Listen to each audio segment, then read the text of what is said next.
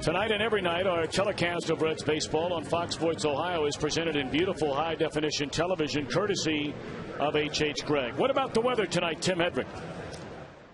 I hope you're having as much fun watching these games as I am. I'll tell you what about the last two plays last night? Votto on his knees, rolling with the backhand. Whoo! Oh, yeah, the weather. 88 first pitch, down to about 76 by 11 o'clock. Enjoy the game with Tom and Chris, everybody. Yeah. Timmy's on a roll. He is on a roll. I kind of like that a lot. Yeah, we're enjoying the games, Tim. We're going to enjoy Johnny Cueto throwing the ball tonight, too.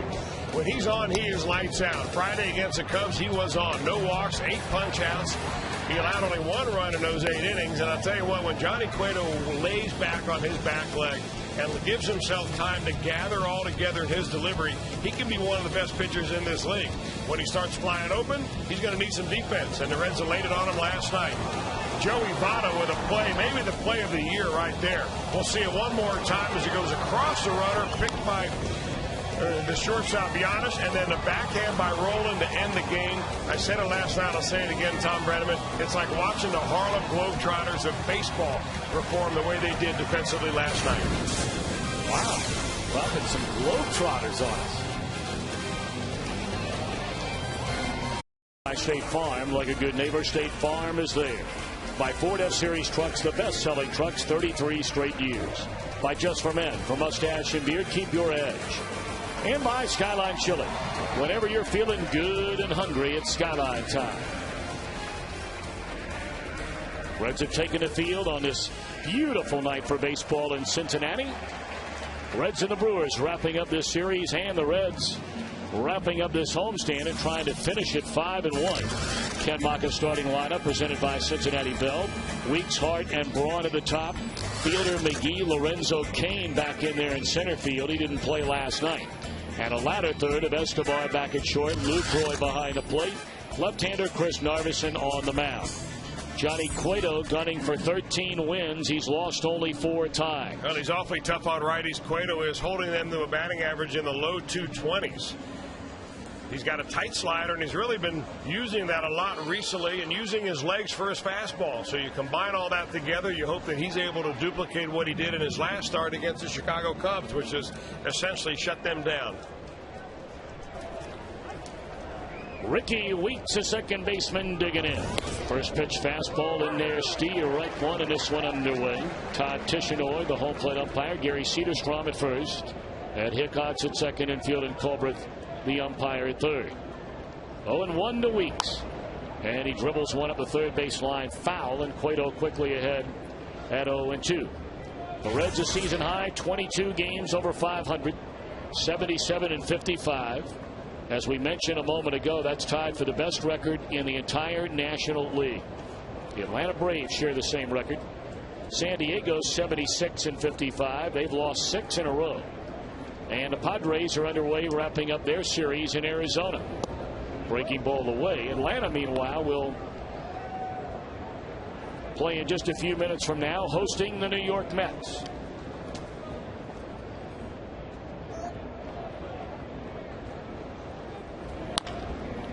One hopper right back to Cueto, and that's easy. 1 out. Take a look at the Reds on defense, presented by Ford. The Reds ranked first in the National League in fielding percentage. Dome, Stubbs, and again Heise in the outfield. Roland, Giannis, Cairo back in the lineup for the first time in over a week. Joey Votto at first, the battery of Cueto and Ramon Hernandez. Cairo's been bothered by a tender hamstring. Was able to come in and pinch hit last night. And tonight starts in place of Chris Valleca, who's been starting, of course, in place of Brandon Phillips. Phillips very much hoping, along with Orlando Cabrera, both to be back as part of the Reds starting middle infield Friday night. 1-1 to Corey Hart.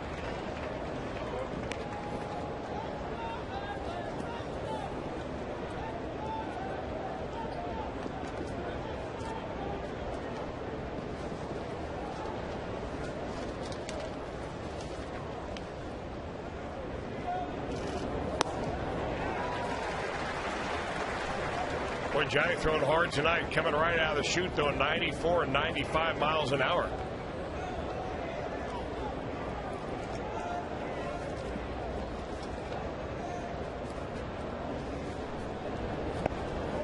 Breaking ball away to even things on Hart, a .280 batter, 23 home runs and 80 runs batted in. Now, they've handled Hart in this series. He's 1 for 10.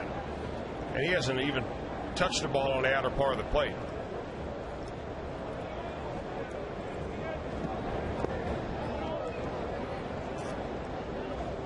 Well, he tried to go out there again with a breaking ball, but too far low and away. So 3-2 on Hart with Ryan Braun to follow. Great to have you with us on this Wednesday night.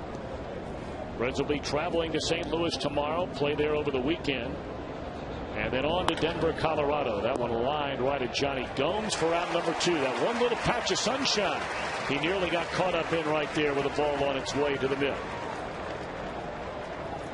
Ball over the middle of the plate. That's why Corey Hart puts a good swing on it. A sinking line drive. And you're right, Tom. That little beam of sunlight comes right through one of the stairwells in the upper deck here at Great American Ballpark. This time of year, the sun doesn't bother you nearly as much as it did earlier back in June and July. Boy, that is about the toughest left field in all of baseball.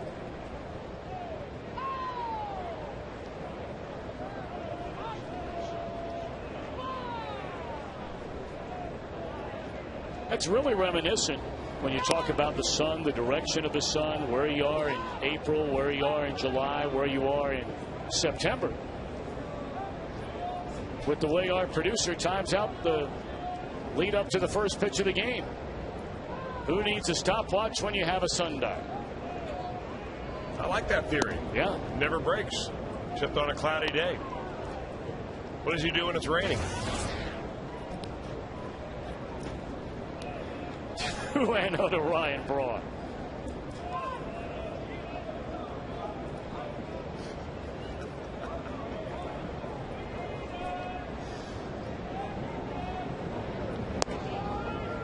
In there, a strike, took a little off the good fastball. It's 2-1 to Braun, who checks in at 303, 19 home runs and 80 runs batted in. Well, Johnny's got a regular fastball, as I said, 94, 95 tonight. That one that comes in at 90 and 91, kind of a little bit of a cutter. That one at 94 in underneath his hands to go to 2-2.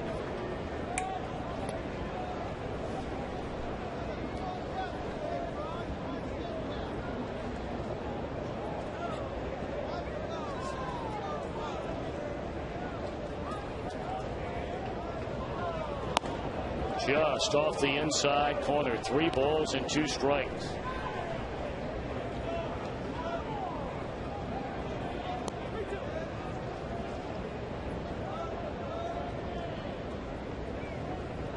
See, Cueto by and large has had his way with Ryan Braun, now trying to put him away. On a ground ball to Giannis. That took a high hop on him, and a nice job by Giannis to stay with him. A perfect first for Cueto. Here come the Reds. Ask the announcers, so submit your questions to foxsportsohio.com. Presented by Fox Sports Ohio High School Football Game of the Week. Another one coming your way tomorrow night. And we'll be answering questions throughout the entire game, so get them in ASAP.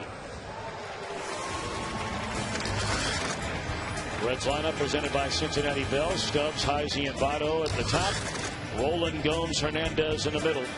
Miguel Cairo back in the lineup at second base tonight. Paul Giannis at short. Johnny Cueto on the mound, and Chris Narveson starts it for Milwaukee. Well, he's a big-time winner. He's won 10 ball games already for this ball club, and that's pretty good considering their overall record. 10-7, Narveson is. Got an average fastball, likes to pitch it up. Good curveball. He's had a lot of problems in the first inning, and Johnny Cueto ought to be aware that he can swing the bat a little bit. A 10-game winner is Narveson, despite that ERA of up over 5.5. League is batting .286 against him in his 130 and a third innings.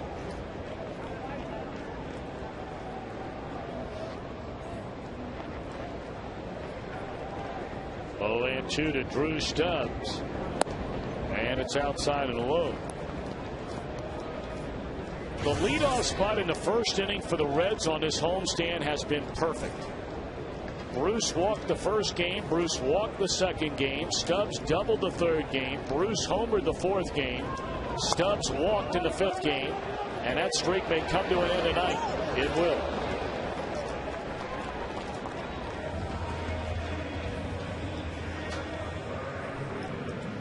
Milwaukee on defense, presented by Ford. A spectacular play 2 nights ago made by the center fielder Lorenzo Cain. Escobar back at short, joining fielder Weeks and McGee in the infield, and again Lucroy behind the plate.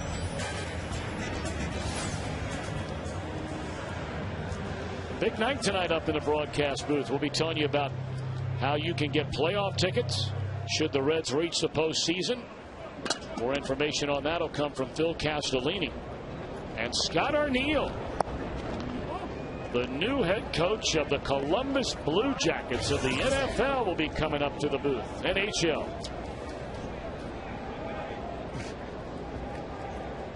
They both play in the fall. Hit off the end of the bat. 1 ball and 1 strike.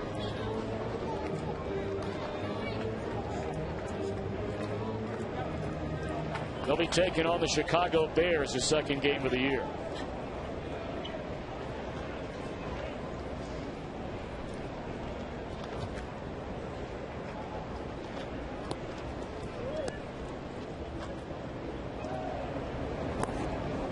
Got it in on Chris Heisey.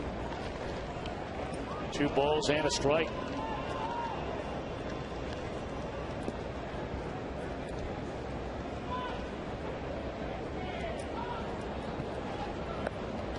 Chris at 263, 7 home runs, 14 batted in. Lifts a fly ball Cain's way and straight away center field. And this will be out number 2.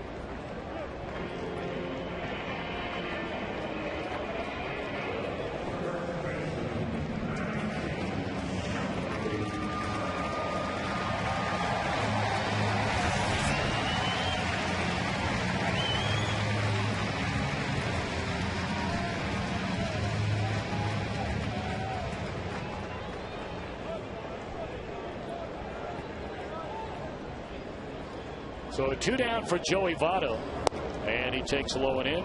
0-1. Votto at 327, 32 home runs, 97 runs batted in. 4 of 5 in his career against Narveson with a home run. Votto going into play tonight is the league leader in batting average, 1 point better than Carlos Gonzalez of Colorado. He's 3rd in home runs, 3 behind Albert Pujols, and is the league leader in runs batted in with 97. And the Cardinals just completed sweep at the hands of the Houston Astros. Albert went the entire series without a hit.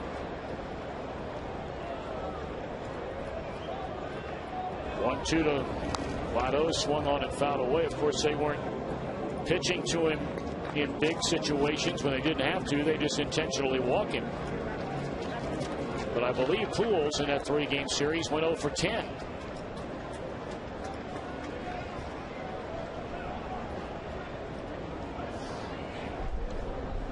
Two down and nobody on. 1-2 to Votto. And he rolls over to the first baseman fielder, and that's a routine 1-2-3 inning for Narveson. We go to the second of a scoreless game. Elk, serious lawyers for serious injuries. Call 1-800-ELK. Ohio, the Triple Crown categories we were talking about. Joey Votto v. Albert Pujols. They had a very interesting article written in the St. Louis Dispatch today about the MVP race between these two players, and most people feel like, Chris, it's either one or the other. Nobody else really even in the running.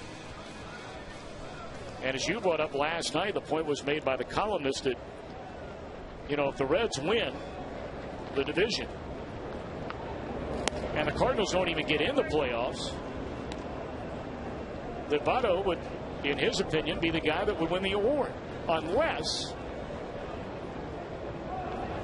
Albert Pujols would have won the Triple Crown. Base hit into left field. And then, of course, all bets are off.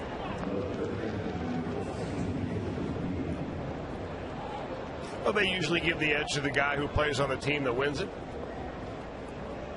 And I'm not so sure that Albert has to win the Triple Crown. I mean, if all of a sudden he goes off, he had a great month of August, Albert Pujols did, and if he has a continued month of August and overshadows everybody else, including Joey Votto, you may have to give him the nod. Yep. But, I think, Joey Votto is very genuine when he says, you know what, I don't even think about those numbers, those accolades. I'm thinking about this team winning. And I really believe that he sincerely means that. And he'll let the numbers take care of themselves and the votes take care of themselves. And you know what? The other guy says the same thing, and I think he's just as sincere. I absolutely believe that, too. Leadoff hit by fielder Casey McGee lifts a fly ball high into the sky in short left field. Giannis will call off the charging Gomes for out number 1. We'll take the Reds with you on the road this year by subscribing to MLB.tv. Baseball everywhere.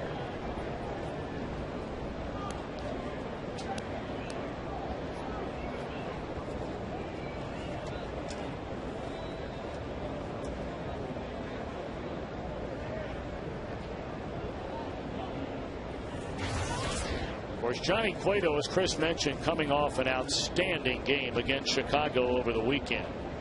8 innings of 6-hit, 1-run baseball, struck out 8, did not walk a batter in that Reds 7-1 win. And that was on the heels of a start in Los Angeles where nothing went his way. That was after the 7-game suspension for the on-field incident with St. Louis back on August the 10th. So he went 11 full days without pitching, and he looked like it. Was wild, fell behind hitters, had a high pitch count, lasted just 3 innings, gave up 5 hits, 5 runs. But he had a long side session with pitching coach Brian Price to work out some mechanical flaws.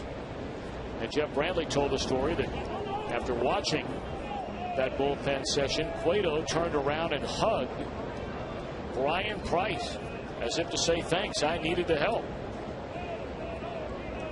It's amazing, though, Tom, when you get at this level of pitching, it doesn't take much to throw you out of whack, and it doesn't take much to get you right back on track. It takes a trained eye like Brian Price to find out, and he knows his pitchers very well, to know what that little thing might be. I mean, he worked with Francisco Cordero not too long ago and noticed that he was keeping a lot of his weight when he came to his balance point on his heel. So you got to transfer that weight a little bit to the ball of your feet, get better balance. And it made a difference with Cordero and his control recently. And I think the same thing goes with the starting pitcher.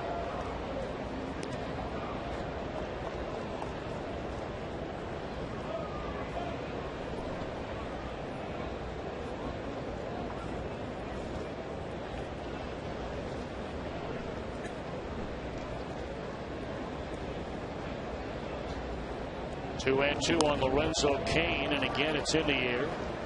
This one to short center field, and Cairo is there for out number 2.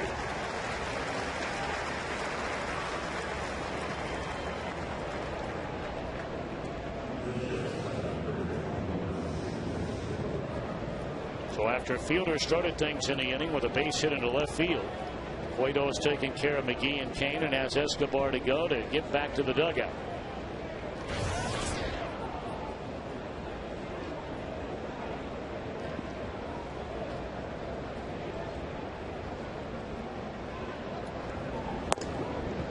First pitch fastball at 93 miles per hour at the belt, a called strike. When you start getting pop-ups in the infield, hitters think they're right on that pitch, but they are a hair late. That's why they're popping it straight up.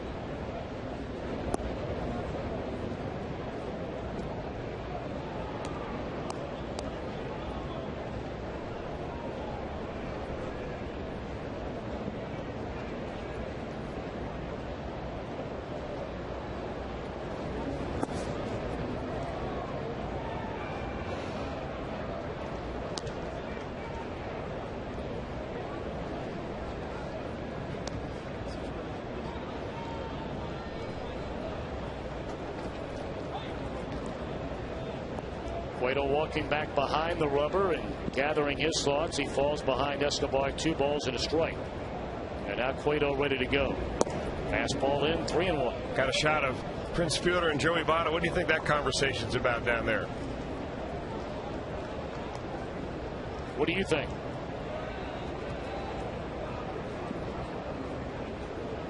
How tough it is to get a ticket to the NL All-Star game at first baseman?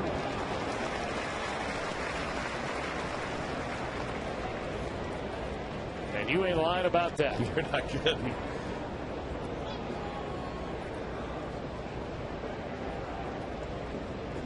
3-2 on Escobar. Votto will back up behind.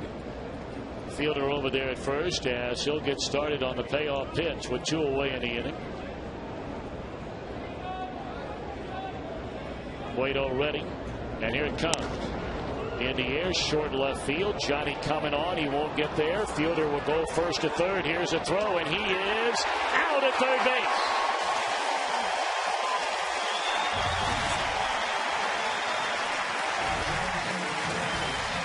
Johnny comes up throwing right on the money.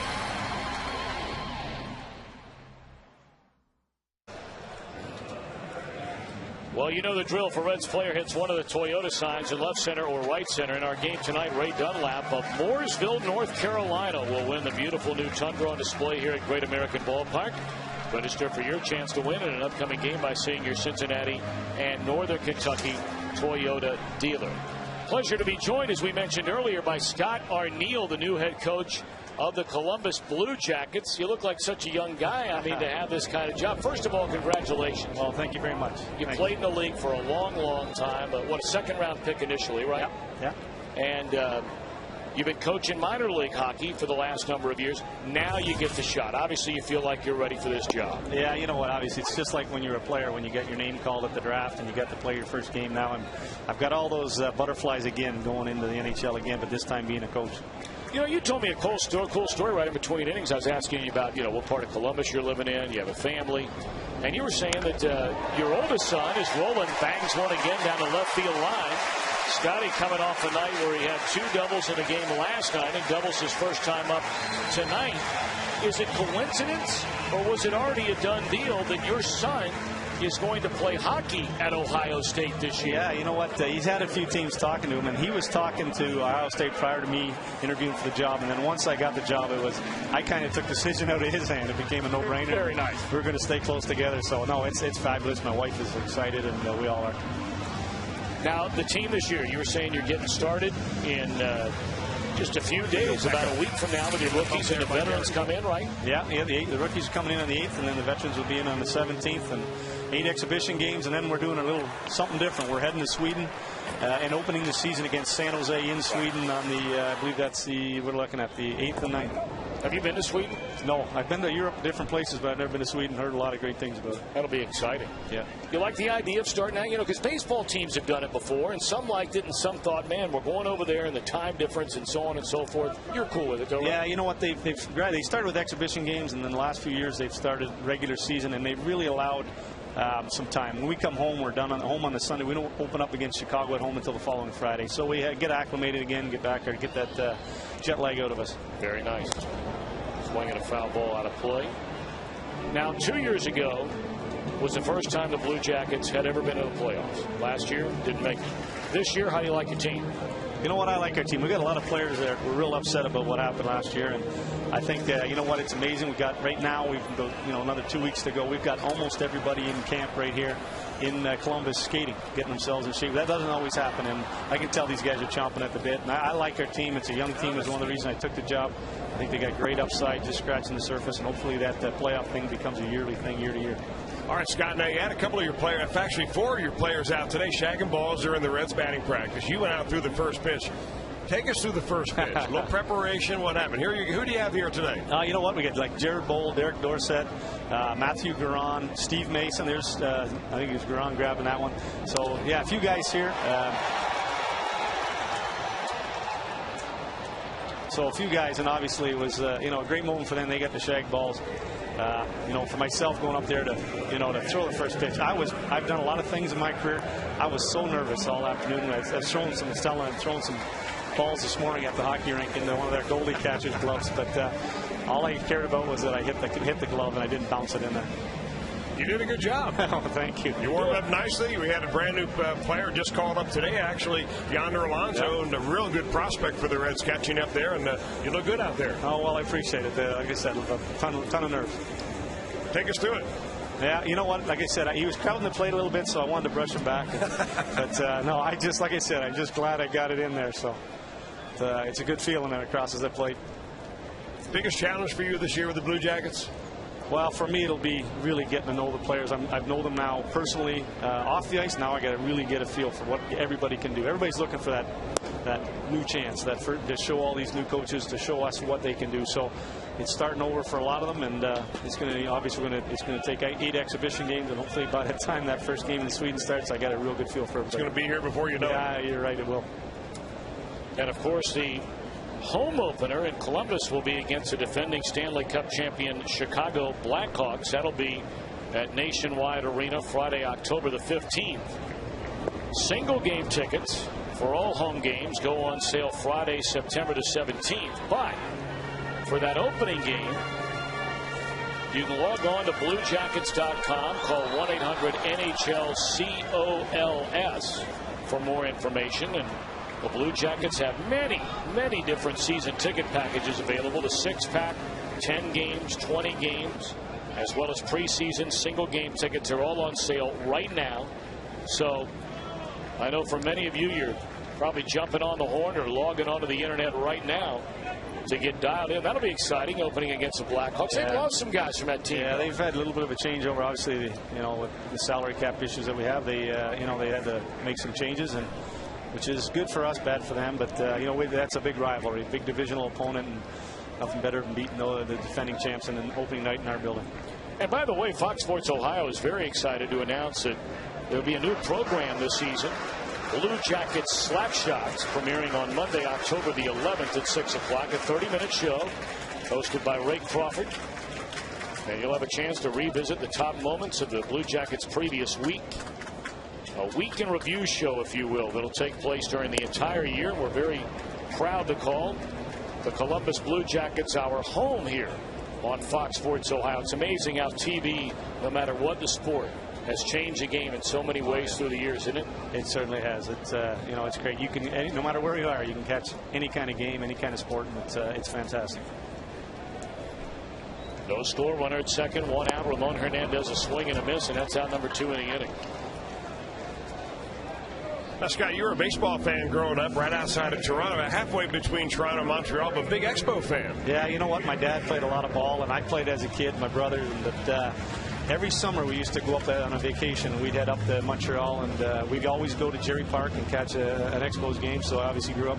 And like I said earlier, that '94 season, I thought that was the year finally. And they had some great teams over the years, some great players. And guys went on strike and kind of blew that one away. Well, they kind of traded them away one by one, didn't they? Yeah, it wasn't the same when it went into the Olympic Stadium. That obviously was a little different ballpark. I'm kind of curious, Scott. When you get back home and you get around Montreal, because obviously the game still takes you there, do they miss baseball or talk about baseball much? They still do. Yeah, they really do. Yuppie is still now, he's a mascot at the Montreal Canadiens game. Is that right? He's very popular. But no, you know what? It was tough times when they lost the team, but yeah, you know what? It was awfully big, and you know what? It's too bad because it still is popular in Canada, and obviously the Jays now have sort of become that new team. But it was great when we had 2 teams. We're wishing you nothing but the best, sir. Well, thank you for coming up tonight. Appreciate it. This has been an absolute thrill for me. Good. And my jersey is now going to be on my office at the arena. So we're going to come see you this winter. Okay, please. I got to ask you about the jersey. You got number 11. That's a famous Cincinnati Red. Barry Larkin. He's in there. Yeah, you know what? And when I got asked, well, what number do you want? I wore number 11 as a hockey player. And actually, everybody thought because Scott Housen put 10, it looks like 2010-11 or first next season. But I did find out Larkin, which even makes it better. So, nope, it's going to go up on the wall. I'm going to get it framed, and I got my ball, and yeah, I'm pumped. So, hey, congratulations on getting this opportunity. Okay, thanks so much, fellas. Thanks for having me. All right, guys. Good seeing you, Scott. Hopefully, we listen to you all the way to the World Series. Amen. We'll come up and see you this season, hopefully all the way to the Stanley Cup. All right, great. Really enjoyed our visit tonight with Scott Arniel, the new head coach of the Columbus Blue Jackets. And again, we'll give you the ticket information on how you can pick up your tickets, whether it be a partial season, a full season ticket plan at Nationwide Arena in downtown Columbus, Ohio. Reds have 2 on, 2 out, no score. We're in the bottom of the second inning. Paul Giannis, he had a good game here last night. After struggling most of the homestand, Giannis 2 out of 4. An RBI double and scored a run. And there you have it. BlueJackets.com or call 1-800-NHL-COLS. The Columbus Blue Jackets. Chris, you and I are going to go up there one night. Absolutely. I was up there last year. Were you? Saw the Red Wings play one night. It's a great place to watch a hockey match. Really outstanding. Come on up.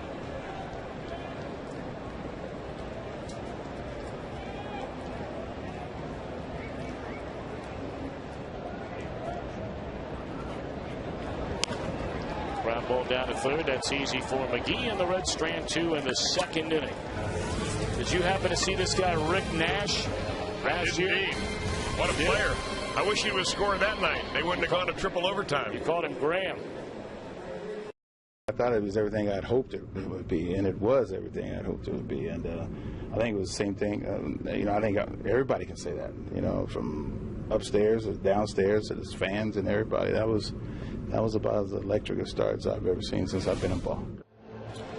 And Dusty been around for a long, long time as a player, a coach, and a manager. And that's our Geico Direct quote of the game.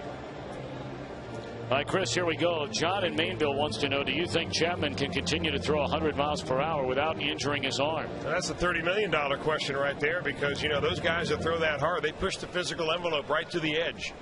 But looking at his delivery, watching him in spring training, watching him last night, he's got a nice smooth arm action, smooth delivery. He doesn't show any reason for me that he's on the verge of blowing his arm out. But usually you can only tell bad deliveries and shoulder injuries. Elbow injuries, they pop up for no reason at all, at least from what I can tell. That may be better directed at Dr. Tim Kremchek, but I think right now, if they didn't think that he could stay healthy, they wouldn't have signed him to that kind of money. And the one thing that they did do before they signed Aroldis Chapman is they got him in and they MRI'd his arm. They took every look that they possibly could. And in the words of Dr. Tim Kremchek, his elbow and arm is pristine, because he's only been pitching for about 4 or 5 years. So he's a young man that's got a lot of innings left in that arm before he goes down. 2-1 the count on Jonathan Lucroy. 269 batter. And a sharp ground ball, but to the glove side for Giannis. 1 away. All right, this one to Chris from Tanner in Bowling Green. Which is harder to hit, Chris? A very good fastball or a very good knuckleball? Boy, that's a good question. I couldn't hit either, but I'll tell you, if you ask real good hitters, they'll probably say the knuckleball, because there's no way to practice for it. Hitters spend all winter long, all spring long, trying to speed their swings up, get their reaction time to the point where they can hit a good fastball. Now, that's a good fastball, not a great fastball, not a fastball like Aroldis Chapman. But I think knuckleballs, if you throw it right, and I played with Charlie Huff for a year down in Texas with the Texas Rangers, and I'll tell you what, he makes some real good hitters look awfully bad. 1-1 of the pitcher Narveson, who can hit. He has 12 hits and 39 at bats with 6 runs batted in.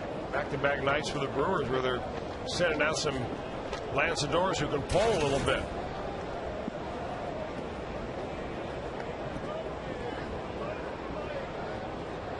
A lanceador is Spanish for pitcher. And pull is another way of saying hit.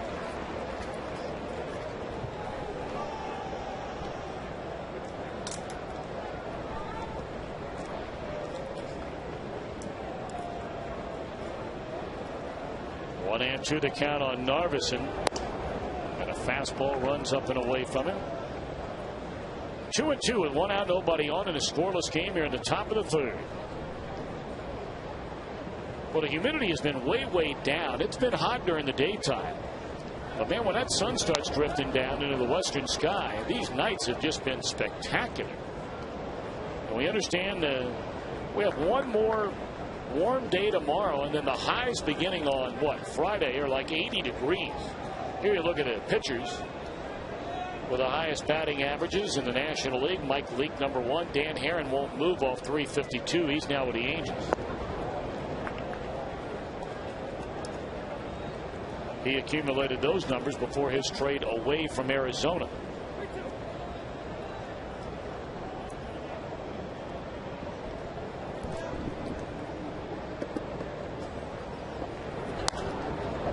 One on and fouled back out of play.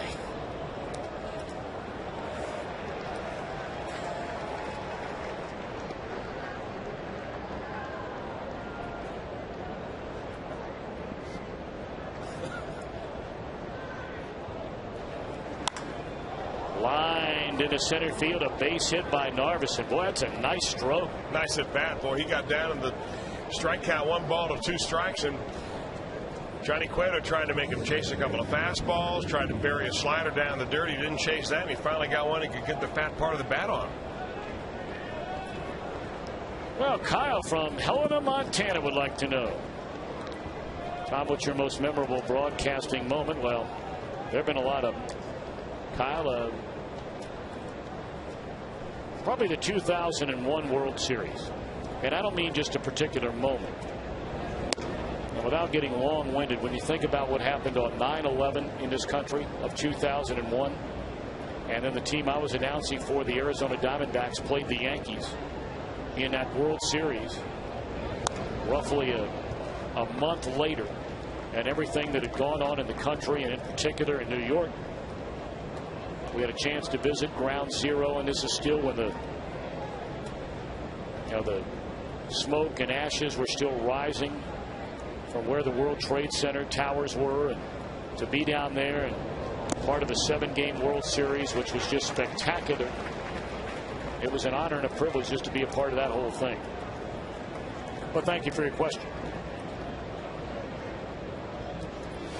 And of course, this was the final swing of the bat in that World Series. I mean, it doesn't get any better than that. Bottom of the 9th inning, and a home team in a 7th game of a World Series wins it on a base hit. How loud was that place that night? The 9th inning, the 8th inning was the strangest thing, and you almost wondered if it was in the stars or meant to be that something strange or something special was going to happen that night, because it actually started raining, and the wind was blowing, and the swirling winds in the 8th inning. It rarely ever rains in Arizona, period. It never rains from September until about February. And all of a sudden, for about 5 minutes in the 8th inning that night, the winds kicked up, a light rain fell, and you're thinking, what's going on here? Straight away center field, but not deep enough for Ricky Weeks. Stubbs in front of the wall for out number 2.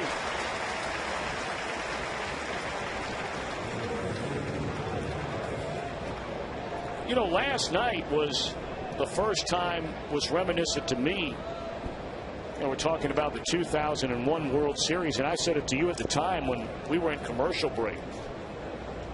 One of the most unbelievable moments of that World Series, people on television didn't see it, but in the 9th inning, Randy Johnson came in from the bullpen to get the final 2 outs in the top of the 9th inning with Arizona down a run. Johnson had already won 2 games in that World Series. Schilling started the game. And when Johnson came out of the bullpen in the 9th inning, 54,000 people just erupted all at one time. And last night, obviously, on a much smaller scale, it wasn't a World Series game. It wasn't in October. But when Chapman came out of the bullpen, I hearken back to that very moment when Johnson, another tall, lanky, hard-throwing left-hander, walked out of that bullpen at Bank One Ballpark. The crowd reaction, identical.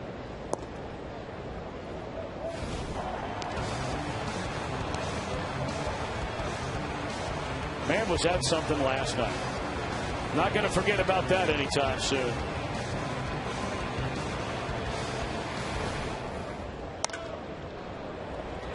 Short one, hopper at Cairo, inning over. Base hit by the pitcher. He's stranded at first, middle to third. Still no score.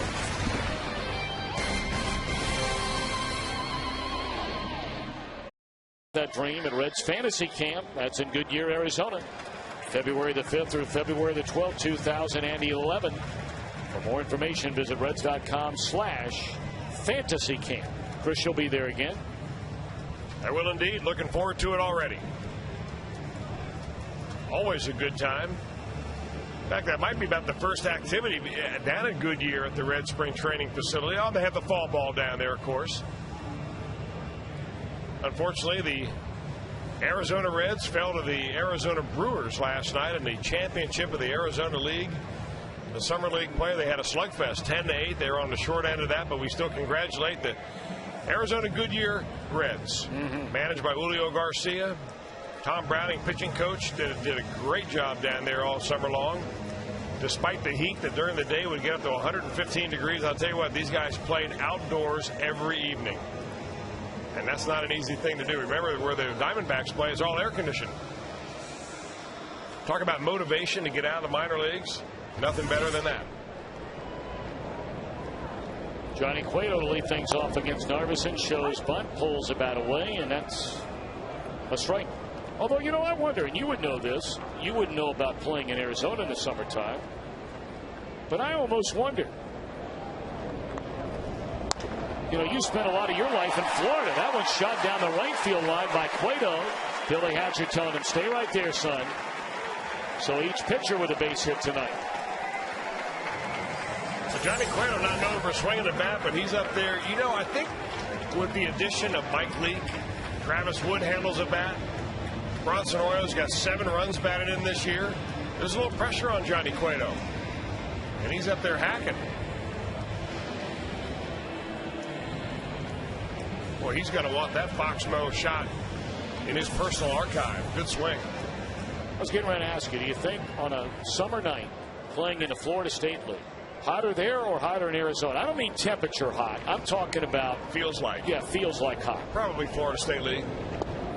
Although I only played a couple of weeks in the Florida State League. That was in April. It wasn't too bad. But the humidity never leaves you there. And it cools down the desert at night a little bit. Gets down to about 95. Yeah, you just don't have, obviously, that humidity like you do in Florida.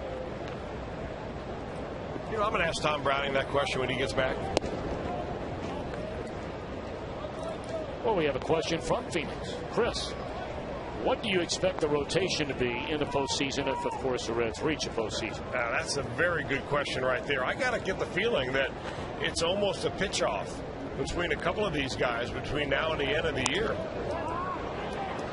Roller down to third. They'll get the lead runner. No throw to try and double up Stubbs. 1 out in the inning. I think 3 guys that are probably in that rotation would have to be Bronson Arroyo, Johnny Cueto, and in my book, Travis Wood. But I think the way that Homer Bailey has stepped back, the question marks surrounding Aaron Harang, whether he's going to be able to give you what you need, and Edinson Volquez. I mean, 2 of those 3 guys are going to be in the rotation, or maybe only 1 of those 3 guys may be in the rotation, because you don't need 5 when you're in postseason. You really only need 3 or 4. Yeah, you're going to need a 4th sooner or later. A 5th probably not, but you'd be hard-pressed to find any team that has used only 3 starters and lasted very long into a postseason using only 3. In fact, I cannot remember the last time that has been done. You've got to go way back.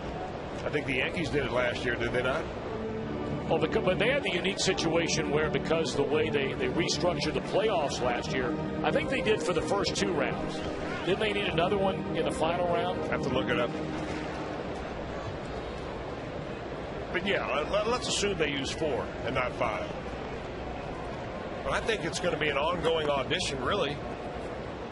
And maybe Travis Wood is in that mix between now and the end of the year to see who's got the hot hand.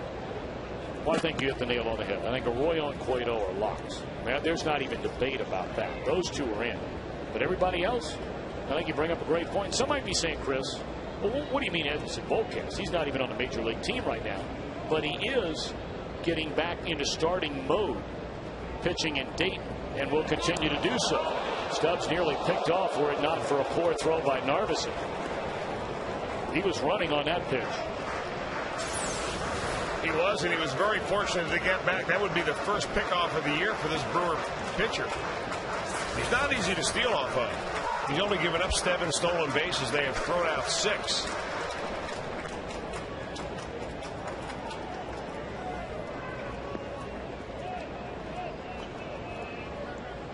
Oh, and 1 the count on Heisey, who flied out to center his first time up.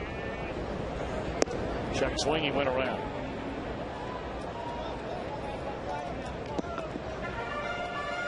Jay Bruce not in the starting lineup last night because of a sore right side, and not in there tonight. Boy, he's swinging a bat better than he has his entire major league career right now, and that's not an exaggeration. Over the last 3.5 weeks, he has never been better. But you hope another off day, Chris, tomorrow, and he's ready to roll on Friday night. Yeah, he was awfully good when he first came on the scene, Tom. But if you go back and really look at those base hits he had, a lot of those were bloopers that found the hole and balls that would hit the bag and so on. He's hitting the ball so much harder now. Last 10 ball games, 5 home runs. Off of left-handers, hitting the ball the other way. And that's a real sign. And I really think that it has something to do with him being, more than a year now removed from that broken wrist that he sustained at Citi Field in New York, diving for a ball out in right field. But those numbers go a lot further back than just the last 10 games for Bruce. I mean, during the month of August, he hit .333. He had 18 home runs and knocked in 17. And you trim off a couple of bad games at the beginning of the month. Over the last 3.5 weeks, Bruce is better than a .400 batter.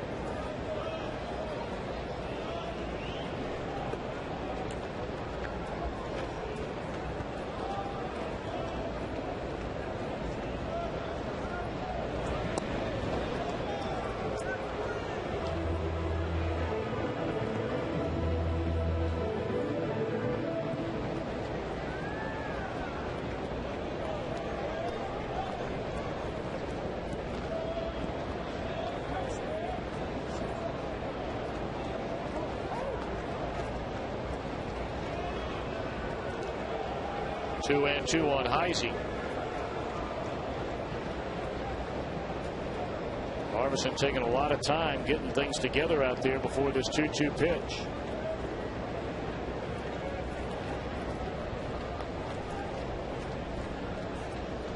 And here it comes. Low and away. Good eye by Heisey.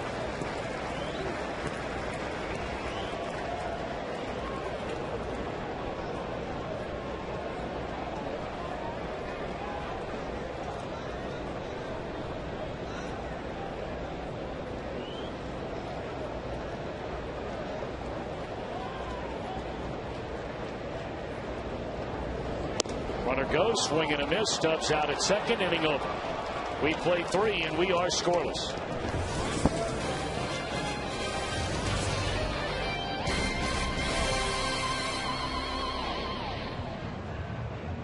Where you can register to win the Tundra at Great American Ballpark. By JTM, food, family, fun, JTM. By Geico, 15 minutes could save you 15% or more on car insurance. Visit us at geico.com or call 1-800-947-AUTO. And by GMC, we are professional grade. All knotted at 0 on the banks of the Ohio River. The last of 3, Reds and Brewers. A couple of people brought brooms to the ballpark tonight, hoping to see a Reds sweep. How sweet would that be on the way to a big series in St. Louis? Although maybe not as big as people thought it once would be. What do you think, Tom? I'm right with you, big boy. There's a roller up the third baseline foul. I just run the fast break right alongside you. If you want to give up the ball, I'll try and lay it in. If you want to take it to the rack and just throw it down, so be it. I kind of like that. For a change.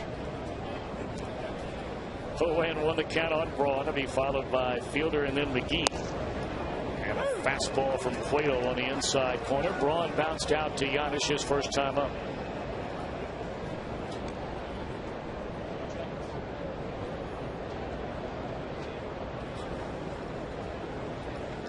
No runs, 3 hits, 2 men left for Milwaukee. No runs, 2 hits, and 2 men stranded for the Reds. Grounded foul, and Cueto still ahead of Braun at 0-2.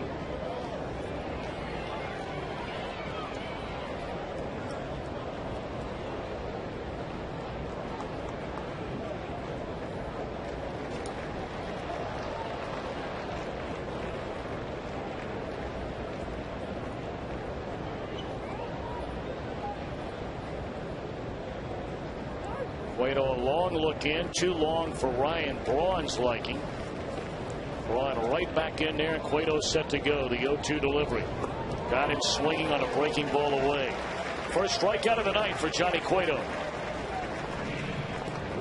Nice looking slider right there, set up by the fastball.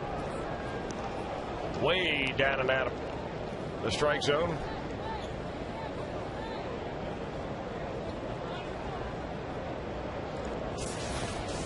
Tell you what, Ryan Braun was on fire when he came into this 3-game series. Reds have kind of handled him.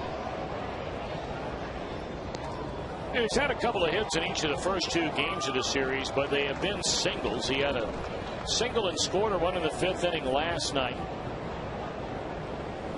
He had a run-scoring single in the first game of the series, but you're right. By and large, very quiet as far as extra base hits are concerned or major damage. And generally, it seems like every time the Brewers come to town, they have guys that are hitting the ball in the seats pretty regularly. They have that kind of lineup to do that not only here but everywhere. Fielder, a fly ball to short center. Stubbs has it. The first 2 are gone in the 4th inning. Time now for a TNT trivia question for tonight. In the Reds' last playoff year of 1995, who led the team in runs batted in? And this was a guy that I recall vividly. You know, every year a lot of the publications, when you get to the All-Star break, you know, they'll pick a first-half Cy Young, a first-half MVP, a first-half Rookie of the Year. This guy was on pace to just have a year like nobody's business. He ended up having a good year, but it looked like he was going to have just a spectacular year.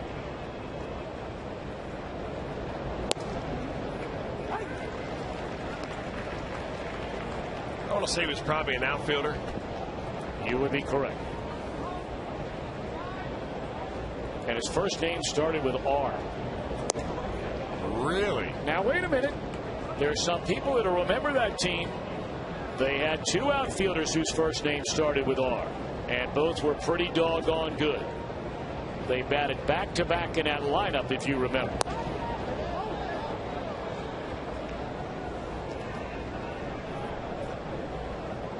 One of them came from their own farm system. The other one they paid for a year, and he didn't play in a game.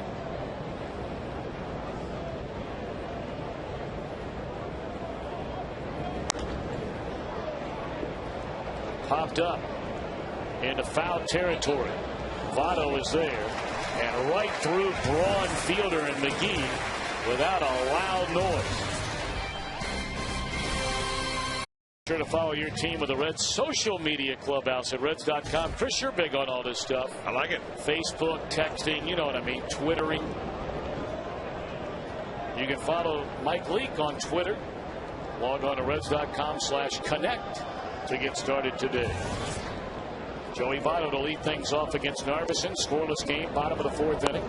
And a big swing and a miss. Votto grounded out to Fielder, ending the 1st inning.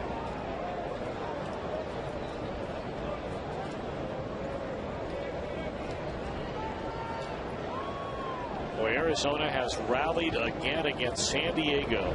Padres had a 2-1 lead. Arizona bats in the 7th inning with a 5-2 lead. The Padres in danger of losing their 7th consecutive game. Panic City.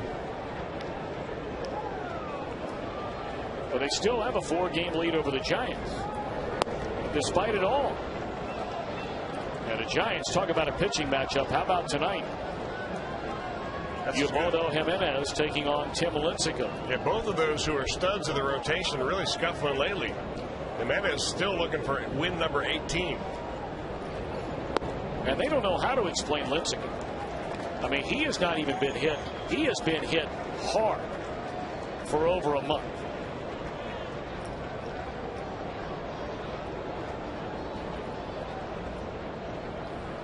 Three-2 to Votto. And a breaking ball away from him is the first walk of the night by Narveson. He has hit about.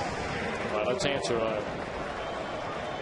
AT&T trivia question. Chris, you got a guess? You know, you give me the R's, and I would say Ron Gant and Reggie Sanders. I'll go with Reggie Sanders. You'd be right.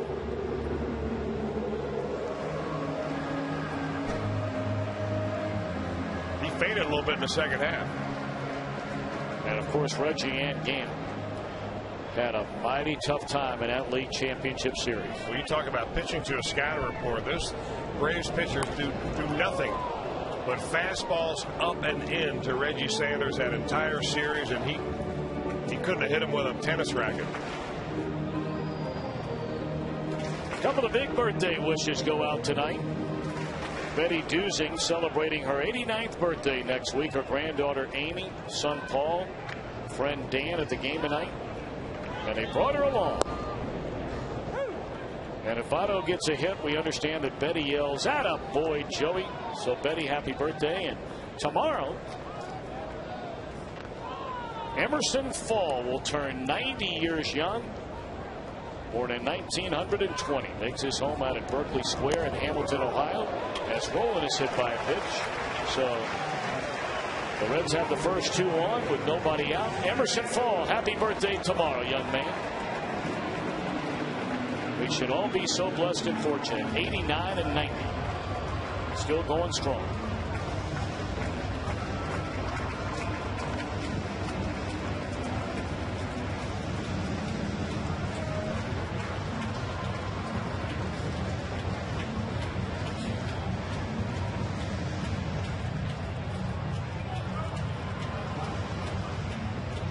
Two on now for Johnny.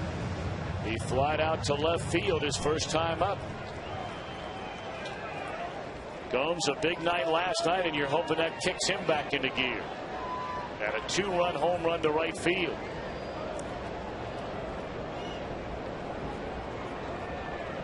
Votto and Rolen aboard with nobody out. The breaking ball stays high.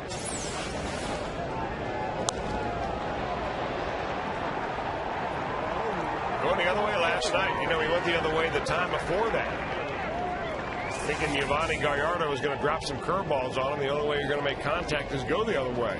Maybe a little different philosophy here against a left-hander. Narvison's fastball has a tendency to cut into a righty as breaking ball goes in. So you can clear those hips and wail away.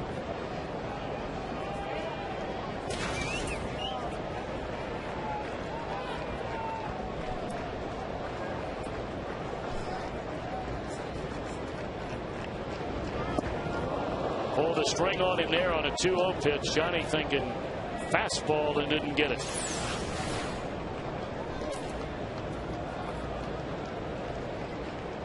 Don't hurt yourself.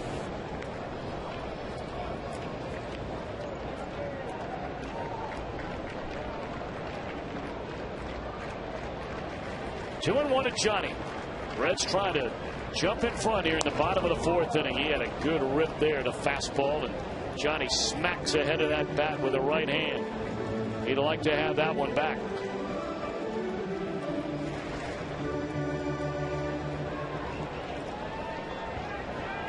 They're playing the music from that old show, Green Acres. Remember that? Of course I do. It's a place to be. Why would they play that for Johnny Gomes? I don't know, but brought back some memories. Capper foul down to third.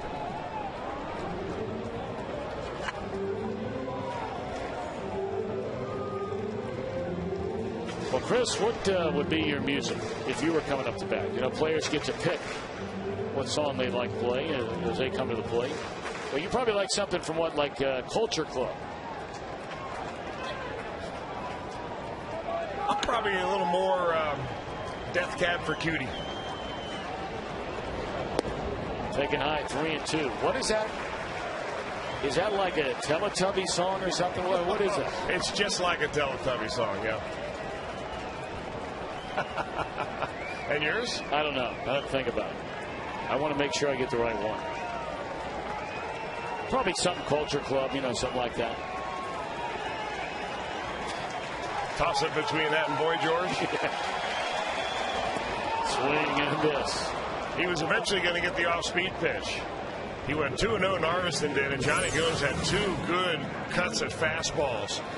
And then he got that changeup.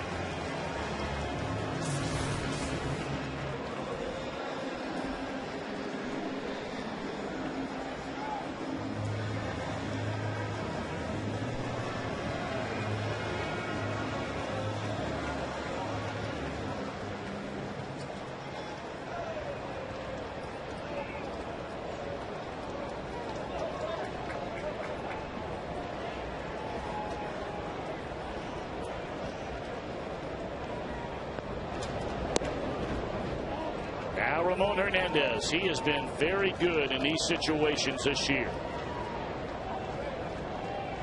42 runs batted in, and he's been a little more than a half-time player, if you will. He and Ryan Hanigan have pretty much shared the catching duties. Hernandez getting a few more starts, although Ramon was on the DL, so too is Hanigan at one point in time.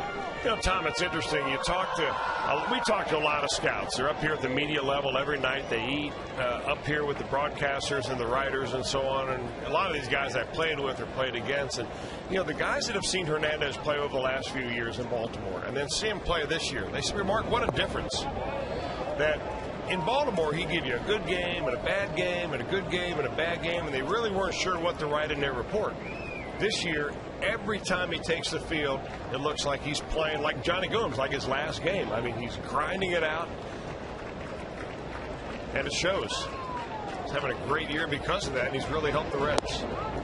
On the inside corner, borderline call there, but Todd Tishner, the home plate umpire, says strike two. Hey, one thing about Narveson, you know, I'm not going to compare him to Travis Wood, but he's got similar arm action, real quick. I mean, he's throwing that fastball at 89 and is getting right on the hitters. So they're not picking it up very well.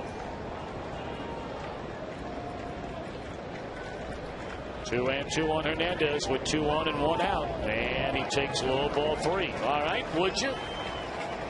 1 out. Let him loose. Yeah, you know why? Good contact hitter. And he's smart enough with 2 strikes to spread his speed a little bit, shorten his swing, know he's got to make contact. He'll try to pump that ball out in the right field somewhere.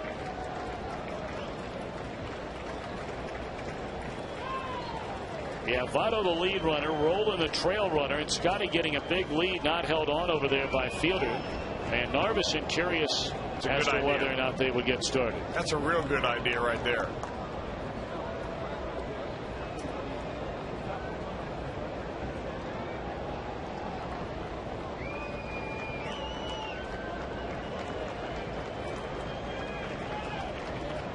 Two on, 1 out, 3 balls, 2 strikes in a scoreless game. Runners are not going, and Hernandez lifts a fly ball in the right. Runners will stay put as Hart makes a catch. And now the Reds need a 2-out hit from Miguel Cairo after putting the first 2 on in the inning.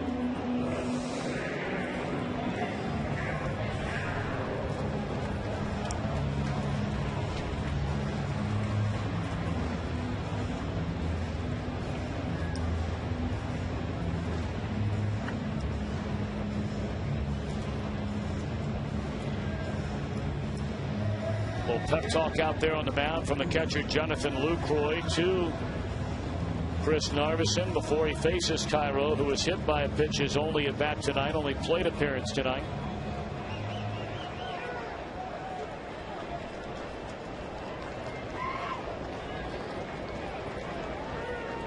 Cairo, however, much like Ramon Hernandez, has frequently delivered big 2-out base hits this year for the Reds. And he gets another chance here. Fastball right down the middle of strike, and of course the Reds are a team that have gotten 2-out hits up and down their lineup and up and down their roster. They have 263 RBIs with 2 men out in an inning. That's the most among all National League teams.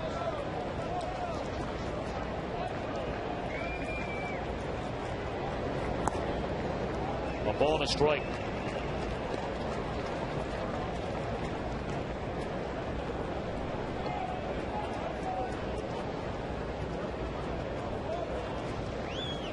Votto walked to begin the inning, went to second when Roland was hit by a pitch, but since then Narveson has gotten down to business, fanning Gomes and getting Hernandez on a fly ball to right.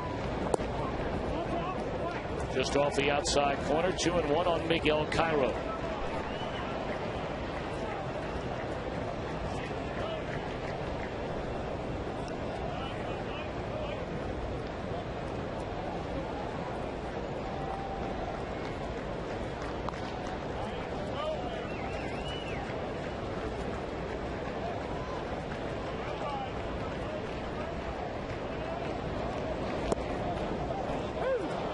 Cairo disagreed with that call. Well, you can see that fastball, though, cut across the plate. It's almost like a breaking pitch. He throws a kind of a crossfire. You watch how he steps across his body. Narveson does, and that ball starts middle and then ends up on the inside corner. Nothing straight about it. 2 on, 2 out, 2 balls, 2 strikes. And a ground ball to hold it short. And Escobar fires a P to the second baseman, Weeks for the force out, and that'll end the inning. Reds miss a chance. They strand 2.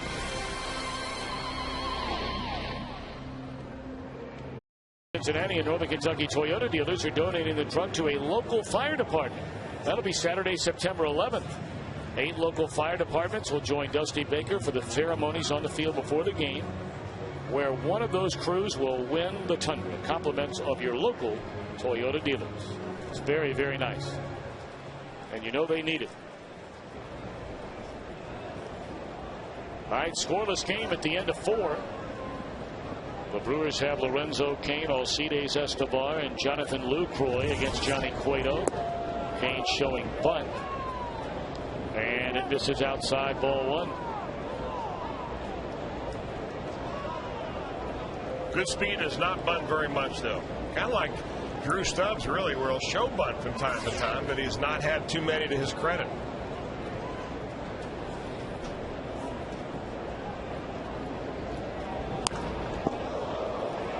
Jumped all over that pitch, but it's foul.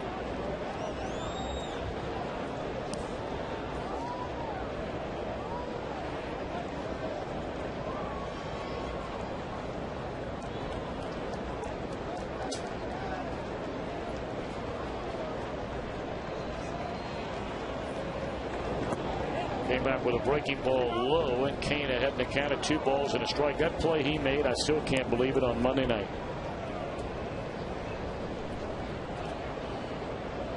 You talk about Lorenzo Cain. Yeah. Running into the wall in left center field. I mean, almost knocking him unconscious and stayed in the ball game. We got it ready for you. Look at it again. It's in real speed here now. Man, man.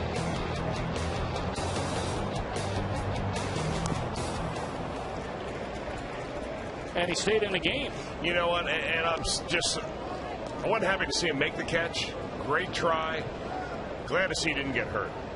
Because you want young talent like this in the major league so you can come out in the ballpark and watch it.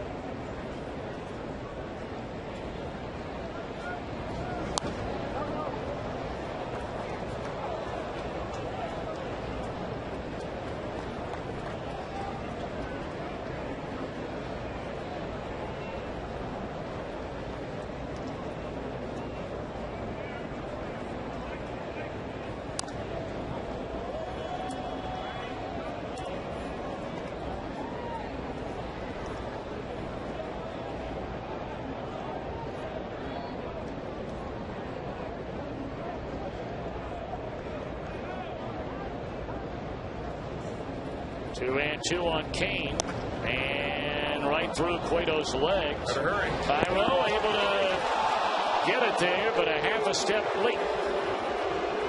That went right between Cueto's legs. We've seen that happen a fair amount because Johnny really falls off to the first base side there. And a lot of power pitchers do.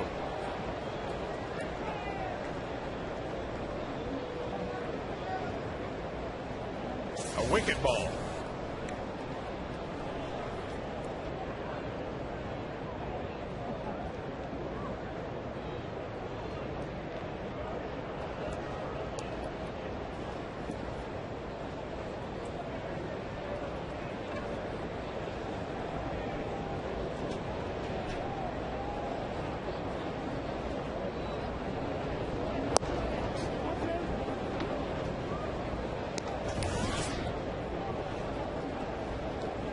On Escobar.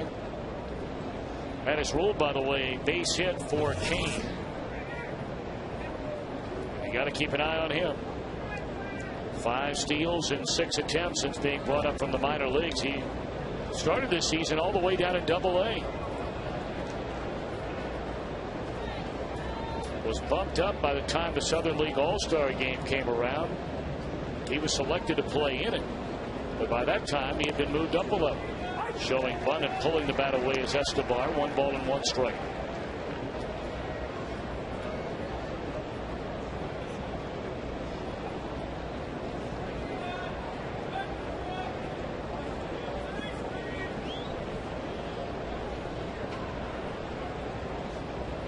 Leadoff man aboard in this scoreless game, and Cueto's going to keep an eye on the speedy Kane.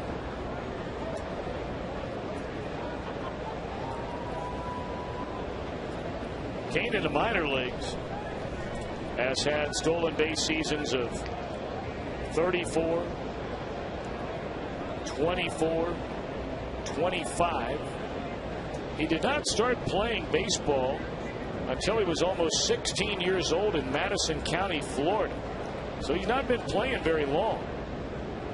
Not a highly touted prospect. He played collegiately at Tallahassee Community College and was a 17th round draft choice in 2004. So, you know, they bring some speedsters out of the TCC. That's where Ryan Friel went to junior college. He set the state, in fact, the national junior college record for stolen bases as a catcher before they finally converted him to a different position. 1-2 on Escobar, and that's just off the inside edge. 2-2. One of my old minor league roommates, Mike McLeod, runs a program down there at Tallahassee Community College.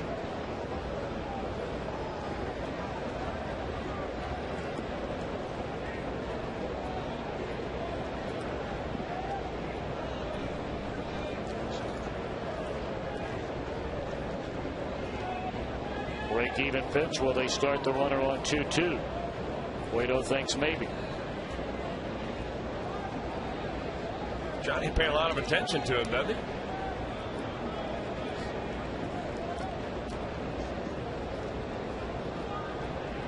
What a nothing game. Got to keep an eye on those guys that like to run and aren't afraid to run, and Kane's got a pretty good lead over there. Now Cueto again will back off the rubber. I don't know whether he's a little upset with he and Hernandez not being able to get together on the pitch call.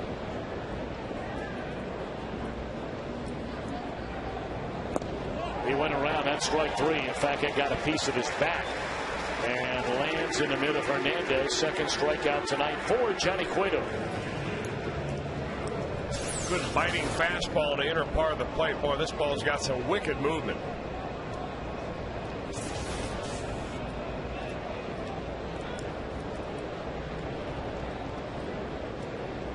Johnny has not pitched in too many games like this. For the most part, when he takes them out, the Reds get him a lot of run support. But he's now in a situation where you get a speedster at first base. You've got to keep him close. Now Lucroy, the number 8 hitter, takes the first pitch, breaking ball low. Lucroy grounded to Giannis in the 3rd inning.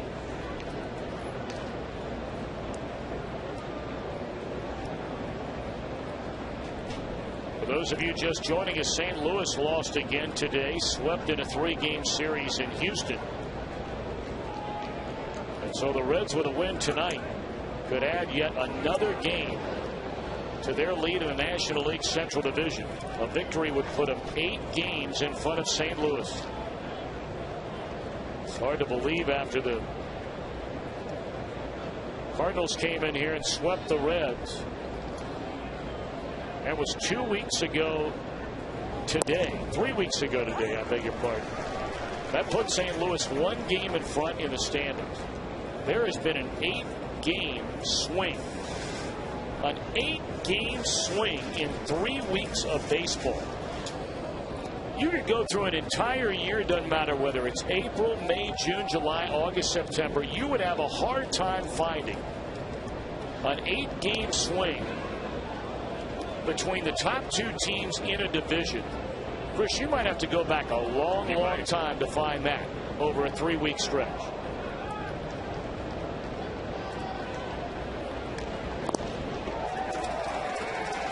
Lucroy down, 1 ball and 2 strikes. You take a look at what the Cardinals have done. I mean, not only have they kind of dropped way back in the division race, but they're 5 games back now in the wild card. In fact, they're dead even with 5 games back with the Colorado Rockies. Reds will be in Denver to take them on for 4 straight next week. They'll be fighting the 4 too. That will not be an easy series. Right. 1 on, 1 out, 1 and 2 on Lucroy, and Cueto back off the rubber. The COO of the Cincinnati Reds, kind enough to stop by, Mr. Phil Castellini. How are you, young man? Gentlemen, I'm great, and you? It's nice to see you. I love the number 8, by the way. It's a good number. It's a great number. We hope to see it by the end of this game. Great number in Reds lore. The retired number of one Joe Morgan, who now, of course, is back in the fold in the Reds family as part of our organization. You know, you always feel a little funny talking about this kind of thing because the Reds aren't officially in the postseason yet, right? I tell you what, it has been interesting because you don't want to jinx it, but it's starting to get exciting. The reality is you have to get this far ahead of the plan. So no matter what you do, you got to get ahead of it. You can't be printing up and sending out tickets to season ticket holders and everybody else the day before a first playoff game. So it is something that you have to get ahead of, and so that's what we've done. And kind of part of the news today is that you've sent out our season ticket holders and package holders have gotten their information about how they can get season tickets, the postseason season tickets as a benefit that they have for being season ticket holders. But after that, we've got a lottery that will register for other fans trying to buy individual tickets, and you'll get an opportunity to win a chance to purchase a playoff ticket, hopefully. Again, hopefully we go, and hopefully you get a chance to buy it. And the place it all begins is you go to Reds.com. Absolutely. But if for some reason there are some folks out there that, you know, maybe their computer's not working, they don't have access to a computer, they don't have a computer, as the runner goes, Roland will backhand and play the first for the second out of the inning. You can always do it the old-fashioned way and just call up on the telephone, right? That's right. And that's 381 Reds in the 513 area code. All right, so that's postseason tickets. And again, reds.com. You can navigate your way there. It'll be very easy to find, or call 381 Reds, area code 513-381-REDS. All right. Right. And you know what, Tom? The long-term message is I hope we have this problem for many years to come. Indeed. And the answer to how you guarantee yourself playoff tickets is buy season tickets. And you can still do that now for the final home games remaining this year. You betcha. We talked about that. Good idea there. On the last road trip. But back to our reality, we have the balance of the regular season to finish off. And that includes packing Major League Ballpark here at Great American Ballpark for the balance of our home games. And we got an exciting weekend coming up, our next homestand. And as you know, we are going to celebrate on September 11th, not only the patriotic holiday that it is and the remembrance of an awful situation in New York, but one Peter Edward Rose had a very special occasion that day, and we've gotten special permission to honor him on his 25th anniversary. It's going to be a special night. How hard was it to get permission from Major League Baseball and Bud Selig to honor Pete Rose? The commissioner was very generous in what he's done for the Reds, and you know, I think it was a matter of a couple conversations, and really at the end of the day, we can't control what Pete did off the field, but we can control celebrating what he did on the field, and that's our only intent here as an organization, is to celebrate something that's as big as the game itself, an accomplishment that is worthy of recognition. And you know what, our goal isn't to get on stage and debate all the rest of it. Our goal is to celebrate an accomplishment on the field over a long career. Well, meanwhile, Chris Narveson, we saw Giovanni Gallardo last night reach base 3 times with a couple of hits and a walk, and now Narveson is 2 for 2 and knocks in the game's first run on a base hit into left field. So 1-0 Milwaukee here in the 5th. And again, that is Saturday, September 11th. I don't know if you've had time to sit down and crunch numbers as to what time some of the ceremonies will take place before the game. Do you have any of that information? We have. You know, we had a pretty full program already, and Toyota has been a great sponsor. And the Toyota dealers, you know, we've had the Toyota Tundra up there. Mm-hmm. Now, let's face reality. In that first year, it was almost mathematically impossible to hit that truck where it sits, and it was given away in that first year. And as you know, the last 2 years we've had the signs in 2 different locations. We've had a couple balls get close, but nobody hit them. And so what these guys came up with is a way to celebrate 9/11 in the role that firefighters, in specific firefighters on the East Coast and in New York had in that day's events. There are 8 firefighter units around Greater Cincinnati, kind of connected to each of the dealerships, and then 2 other ones, including Cincinnati and one other that have been included in the opportunity for one of those firehouses to win the Toyota Tundra off that elevator shaft. And so that day, we will also have all those firehouses present. Dusty Baker's going to spin a wheel, and we're going to find out that day he wins the truck. It's awesome for the Cincinnati and Northern Kentucky Toyota dealers to be so generous with that. So there'll be a lot going on. There'll be that on the field before the game and a ceremony honoring Pete Rose. And in addition to other, patriotic type things, we're going to have some Navy SEALs in the house as well, and a group event going on for them. And it should be noted that the some fans out there might be saying, hey, if you give that truck away on the 11th, then what happens if somebody hits it between now and then or after then? And the answer is they'll give another truck away, which is pretty cool. Very cool. I was wondering the same thing, because we just talked about that right before you got here, that they were going to be doing that on that particular date. And I'm thinking, oh, wait a minute. We still have a chance for somebody to hit it. Right. Which they might. Visit to the mound by Brian Price. You know, one thing I forgot to ask you about. For the playoff tickets, we know the season ticket holders that currently are season ticket holders, they have the right immediately to then buy playoffs, and they're going to get playoff tickets if they choose to get them, if they choose to buy them. Those that can still sign up for season tickets for the remainder of this year are guaranteed that. What if you're not a season ticket holder? You said that's going to be in a lottery, so to speak? Correct. All right. So you've had a chance to register online. And if you remember, we do that on opening day as well. For those, again, that don't sell through our season packages, you can register in a lottery for the chance to buy those tickets. And that's effectively how we're handling the balance of the tickets that we have. All right. Well, Cueto's got to get out of this inning. He had a runner at second with 2 men out in a scoreless game. And Narveson banged one into left field to drive in the game's first run. Weeks follows with a walk. And now it's Corey Hardin. Well, it's so exciting to be talking about postseason tickets. That's the bottom line. That is the bottom line. It really is. On the 1st of September. I mean, it's one thing talking about them, very late in the year. What if you're a couple of games up or you're a couple of games back? If this happens, you're in the postseason. But, I mean, some of these pretty respected baseball sites, Baseball Prospectus, for instance, has rated the Reds' chances of the playoffs at above 95% right now. That's pretty good. Well, I know you don't want to jinx things. I hear you, but let me tell you what. This is a game of momentum. And what I'm most excited about is this is a team that is climbing the hill, not falling down. You're right. And they are playing smart, good baseball. The bats are up. The young guys that have come up to fill in have all produced. And the thing I'm most excited about is the fact that these guys are playing seemingly better and better baseball every day. And every team I've ever followed into and through the playoffs, it's absolutely the way that happens. You don't play your worst ball at the end of the year. When you're playing your best ball at the end of the year, that's when magic happens. And that's of course, what we hope to get here. Those teams also have a guy who's an MVP candidate. You've got one in Joey Votto, don't you? And I got to tell you, that excitement we had here last night with Chapman, I'll tell you what, it was electric here in the ballpark. I know you guys felt it, and the fans that were here did as well. And the fact that we're going to have some of that magic for the balance of the year is pretty exciting. The next homestand begins on September the 10th. That'll be a Friday night. The Pirates come in, followed by a 4-game series against Arizona. But again, we will remember 9/11. We will also give away a new Toyota Tundra to a local fire department. And we will have Pete Rose at the ballpark celebrating the 25th anniversary of his record-breaking base hit at the old ballpark over at Riverfront Stadium. Straight away center field. Stubbs backing up. He'll have room. The Brewers get a run. Philip, thank you very much, sir. Gentlemen, thank you. All righty. Here it was off Eric Chow. September the 11th, 25 years ago.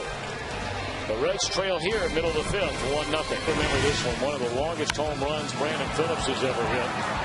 A grand slam the last time the Reds in Milwaukee. Up around the slide of Bernie Brewer. That was a blast.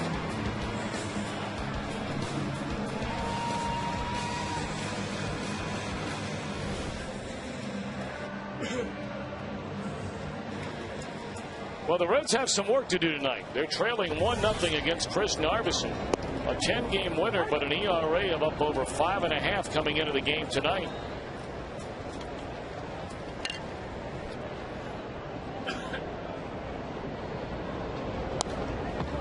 Foul back out of play. 0-2 to Paul Janisch.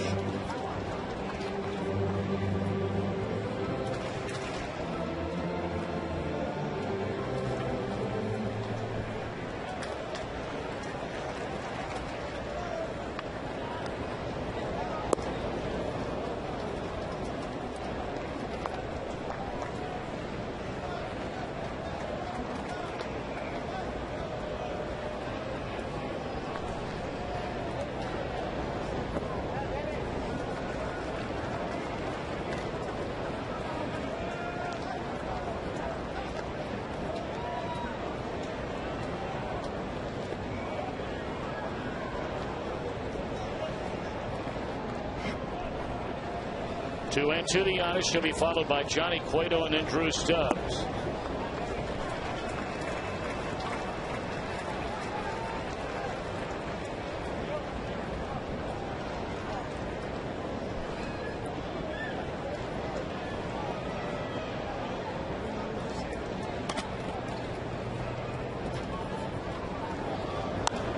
Little bleeder into right center field, and Hart got a good jump on it. He'll run it down for the first out of the inning. All right, Chris, Dave from Fairlawn, Ohio would like to know, which team do you not want to face in the playoffs? You start thinking about that kind of thing now. Philadelphia. I can say that very quickly. I mean, they were the team that beat the Reds 4 games straight right before the All-Star break. And they reloaded and got even more players before the end of July. Roy Oswalt pitching a great game today. He's been untouchable since coming over the Phillies. And you talk about a pretty potent top of the rotation and a ball club that can be very explosive. I'd rather see them later in the playoffs, if at all.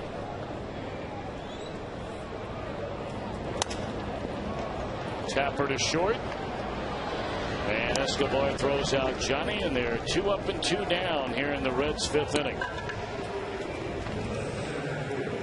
Johnny's had some long innings out there, kind of laboring with the pitch count.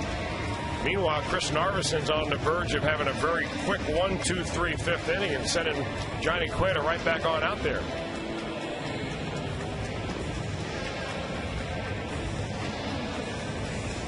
Cueto coming off a 32 pitch inning, up over 90 for the game.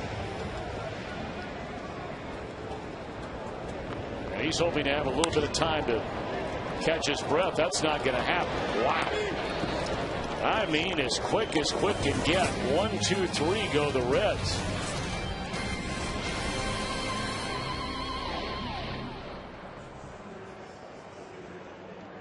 That slab again tonight. This place will be electric. We want to know in the future, though, what's going to happen. It's our Meyer textbook question of the night. Where do you see Aroldis Chapman in the future on this Reds team? Do you see him as a possible closer or a starting pitcher? Text 1 for closer, 2 for starting pitcher. Text your votes to 37664. Standard text message rates apply.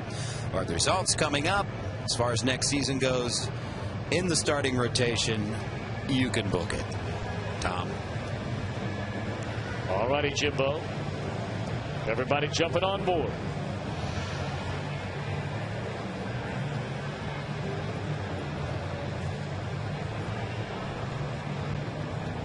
A neck-and-neck race right now. What do you think about that, Chris?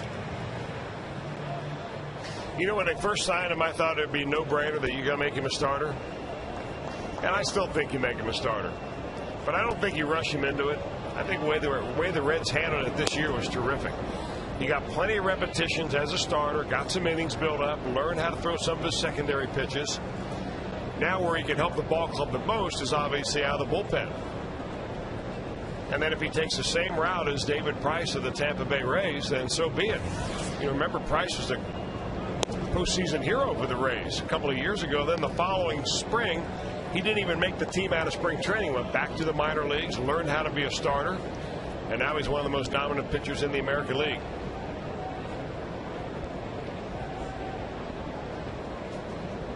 But it would be tempting to leave him in there as the late man, wouldn't it? Fly ball into right field, and that's easy for Heisey. 1 out. Coming in there blowing gas at 104, 103. Easy gas.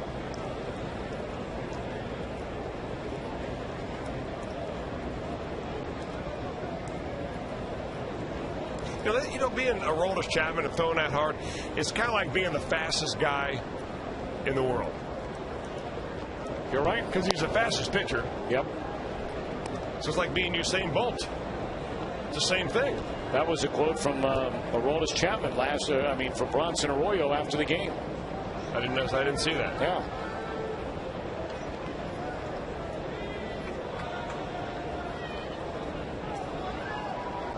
I didn't know who that was. So when I read it, I had no idea what he was talking about. I think you can make a lot more money by throwing a baseball that fast than running that fast, though. There is no debate about that.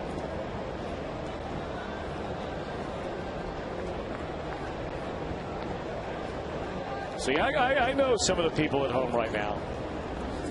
I can't see you, but I can hear you. You're nodding your head. All right. I'm guilty too. When I read the quote, I had no idea what Bronson Arroyo was talking about when he used that. Now I know it's a name. But when I read that, I'm thinking, did something happen that I don't know about in the world? Because I like to read up on what's going on in some other areas that I find a lot more interesting, and track and field generally is not part of that equation. But I mean, it's pretty mainstream. Well, perhaps it is. But I know there's some other people. I know you're out there. I know. I feel you. I feel you. I hear you others laughing, though. There are others laughing, too. That's right. Of course, those are those that have been hiking in the Himalayas for about the 4.5 years now. They just got back.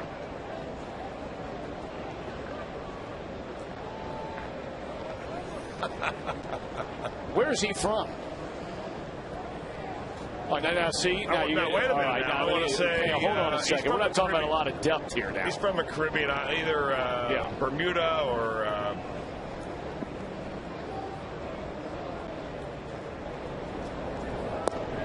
Okay. Well, all the guys snickering, I could ask them the same thing, all right? Well, I mean, and they'd say, okay, I heard of him, but I have no idea where he's from. I want to say he's from the Caribbean. Mainstream would be knowing where he's from. The very, very famous of the famous of the famous. You know at least where they're from. I mean, at least I can identify the name with the sport, and he is the fastest man in the world. And I'm admitting I didn't know it. 1-1 to McGee. And rolling up off his knees to throw out McGee, and that'll end the inning. Man, is he automatic. Wow. All right. Heisey Votto rolling coming up. Reds down 1-0. The Coors Light Freeze Can. Johnny Gomes. The tag on the throw to get Prince Fielder. And that is the Coors Light Freeze Can, brought to you by Frost Brewed Coors Light.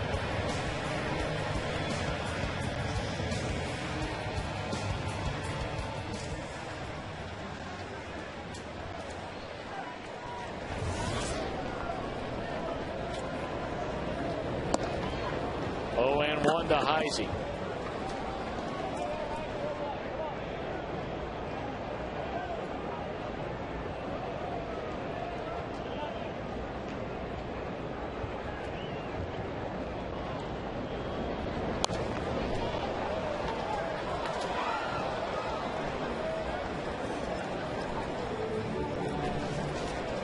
Reds have to find a way to get anything going here.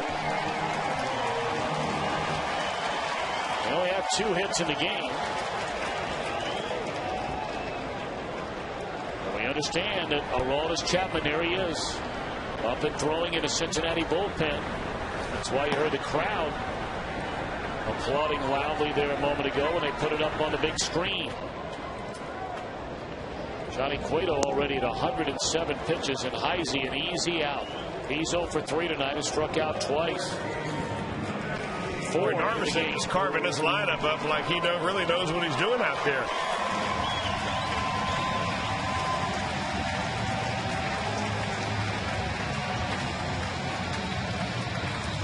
Now, who owns that pink Princess backpack out of the bullpen?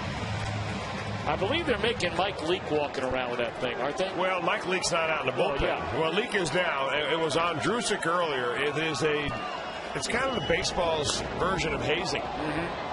A very mild thing to do to the young reliever. You make him walk out to the bullpen with it on, and of course he'll get a ration from the fans that he sees. Logan Andrusick carrying it that time. It's full of bubble gum, sunflower seeds. So all the guys in the bullpen can pass the time and have a little fun at the same time. What a play by Weeks on a rocket one-hopper with a lot of topspin off the bat of Votto. That is one nice play by Ricky Weeks. This ball hit the ground and it exploded. Boy, does he hit the ball hard.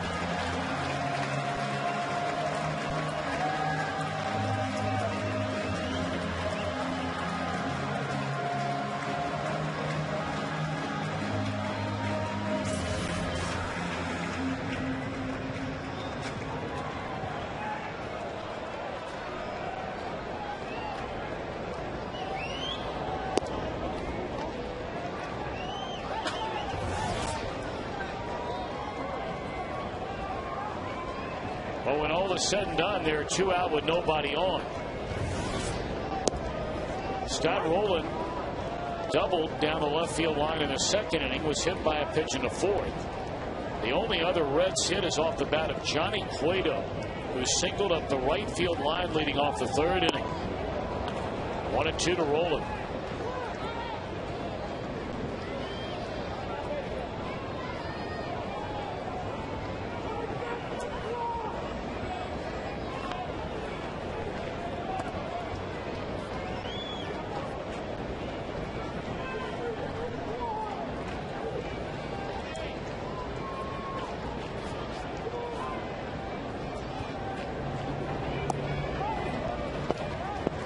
Two now on Rowland.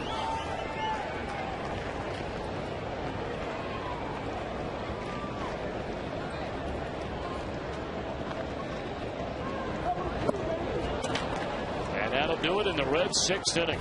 Boy, Narveson just dominating the Reds here tonight. Still a 1-0 game.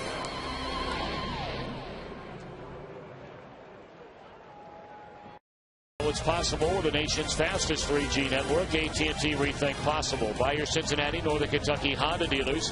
Visit mycincinnatihondadealer.com. And by Wendy's, you know when it's real. Well, for a 2nd consecutive night, we get a look at the 22-year-old Cuban who made his major league debut, just mesmerizing the crowd here last night. In a 1-2-3 8th inning. Topping out at 103 miles per hour on the radar gun. It'll be an interesting time to see what he does tonight. I mean, the bottom line is what he does in the scoreboard. It really, you know, it's more or less a circus look to see how fast he actually throws. But it'll be interesting to see back-to-back nights now. He had so much adrenaline pumping last night. I mean, everybody in the ballpark, it was just electric here. Now, everybody in the ballpark here, at least in the lower section, are all on their feet. I mean, this is still a very special moment, but it will be interesting to see where he touches on the gun and if he'll be able to use them in back-to-back nights like this. Of course, Dusty Baker putting him in a 1-0 ball game here, a lot tighter than last night. Lorenzo Cain digging in. First pitch fastball at the knees, and like his first pitch as a major leaguer last night, clocked at 98 miles per hour. Yeah, he can't be the easiest guy to umpire either. 3 right-handed hitters coming up: Cain, Escobar, and Lucroy. Tapper, boy, rolling. Man, you said it, he is automatic. And Cain jumping on a 102-mile-per-hour fastball there. Rolling is something.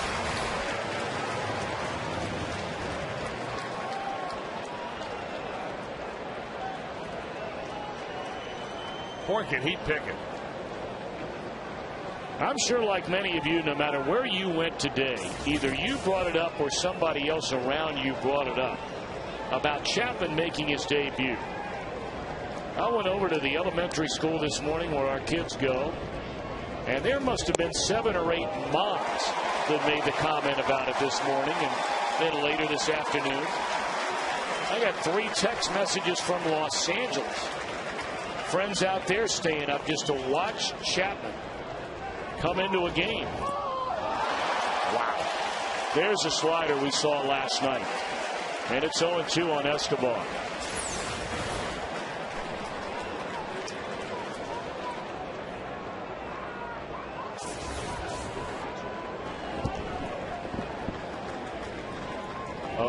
Two on Escobar, and here it comes.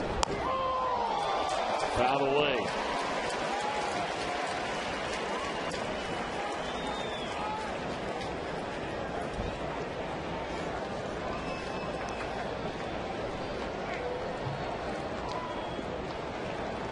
Cameras all over the ballpark last night, and there's that slider again. Wow. This is a slider that you do not see very often. That looks like a Randy Johnson slider right there. Drops it right on the right the back right foot of the hitter at close to 90 miles an hour. You know how many kids want to throw their fastball at 90 miles an hour? And they work out for years to try to get to that point and never reach it. And here this kid's throwing his slider that hard with minimal effort. Now Lucroy with 2 down and nobody on, and Chapman going to work on the third base edge of the rubber.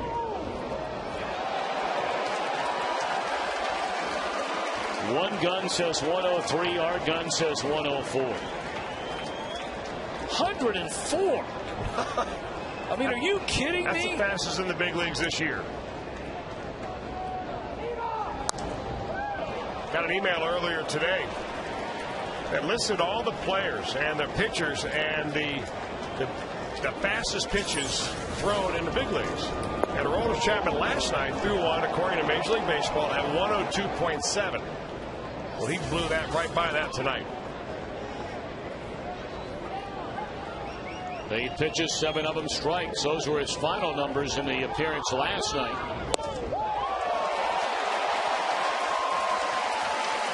Take a little off at 89.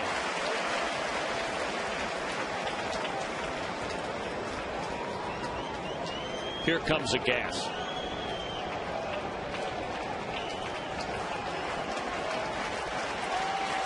Of course, for Lucroy, this is the second time in as many games he's faced him. He struck out last night on a slider.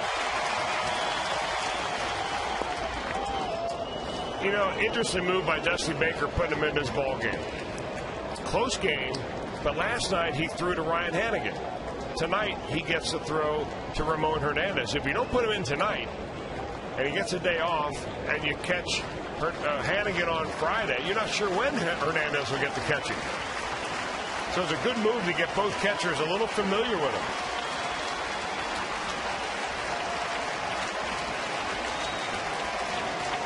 Two on Lucroy. Slide PCLA. Oh my goodness. 6 batters. Has retired all 6 with 3 strikeouts.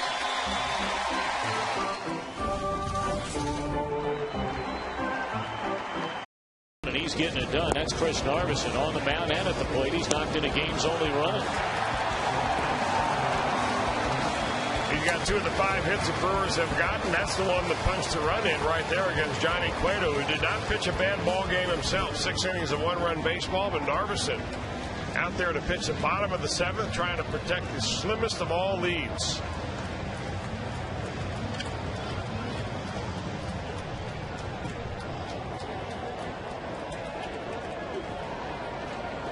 Here we go. Johnny Gomes, Ramon Hernandez, Miguel Cairo. What do you think of Aroldis Chapman? What do you think Aroldis Chapman is thinking? He comes off the mound like that. Like, is there a higher league somewhere?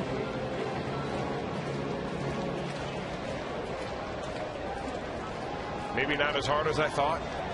I don't know. When you're blessed with that kind of talent, man, you better do everything in the world you can to maximize it and don't let a shred of it get away. Because, man, he is one gifted cat. A couple of runs may get him a W right here. And I bet you that's exactly what he's thinking about. Be nice to get a big league win. For that to happen, obviously, Reds need to get a couple of runs and then nail it down in this inning. Although there is no activity in the Reds bullpen, at least in what we can see right now, which would tell you, after throwing 8 pitches last night and 11 tonight, he may go back out there again for the 8th inning.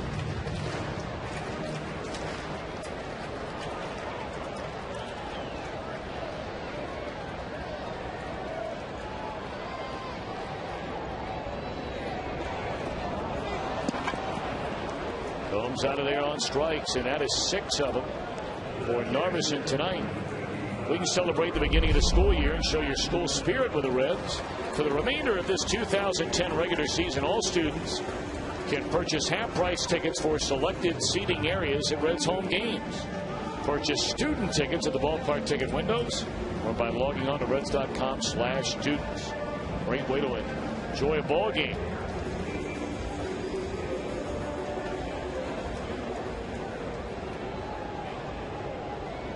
One out for Ramon Hernandez. Reds down 1-0. We're in the 7th.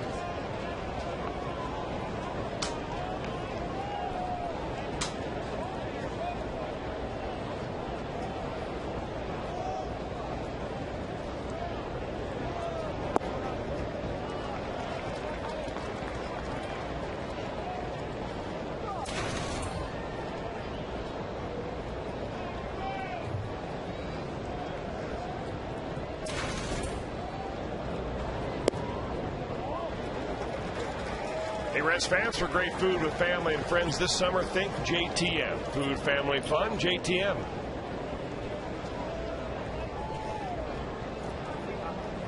Rio to Hernandez, and that's ball 4, so the tying run is aboard with 1 out here in the Reds 7th. That is his second walk issued by Narveson. He's also hit a couple of batters.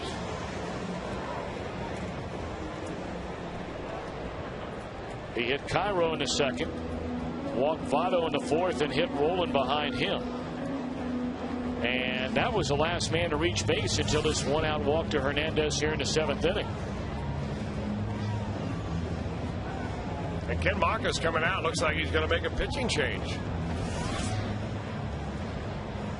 A couple of bullpenners down there. Todd Coffey being one of them, the right-hander.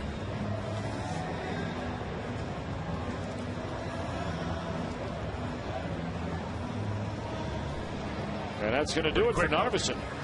Wow. After being reluctant to go to that bullpen. We've seen this before. Todd Coffey sprinting in. Our Skyline Chili call to the bullpen. Baseball, it'll be Joey Votto and the Reds taking on Albert and the Cardinals. Fox Saturday Baseball presented by Gillette returns this week at 4 o'clock Eastern Time. Again, a reminder, we will be on Fox Sports Ohio Friday night and again on Sunday afternoon. But check your local listings for the local Fox network station in your area. It's a good look, that'll in. Brandon Phillips comes on a pinch run for Ramon Hernandez. The Reds made a couple of roster moves with the rosters expanding here in the month of September. They now have a third catcher up in Corky Miller.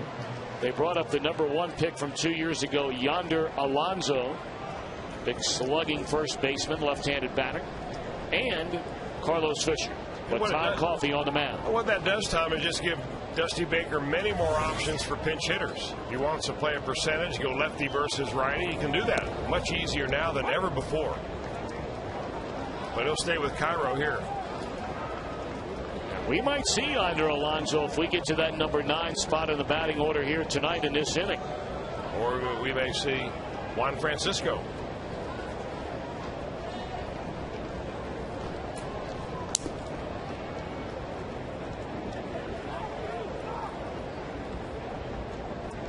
Cairo digging in with 1 on and 1 out. And he smokes one into left center field, and this baby is going to the wall. It'll tie the game. Brandon Phillips will score, and it's 1-1.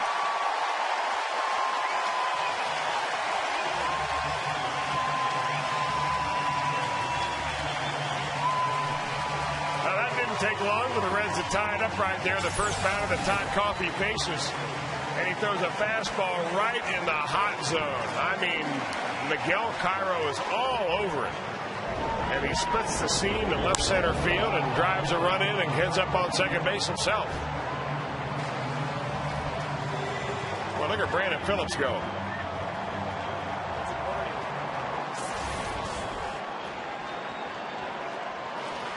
Now Paul Yanish with a go-ahead run out at second base here in the bottom of the 7th inning. And it's ball 1 low. Brandon Phillips, by the way, by scoring that run, has taken over the league lead in that category.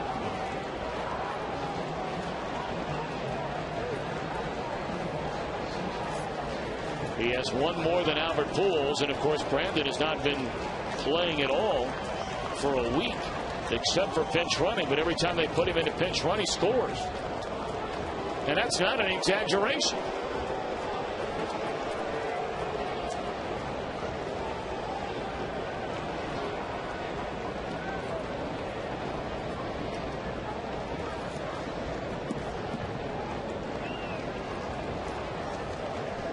One and oh to Giannis. And a ground ball back up through the middle, and Escobar dives, throws to third, and Cairo sidesteps the tag. He had overrun the bag, and McGee whiffed.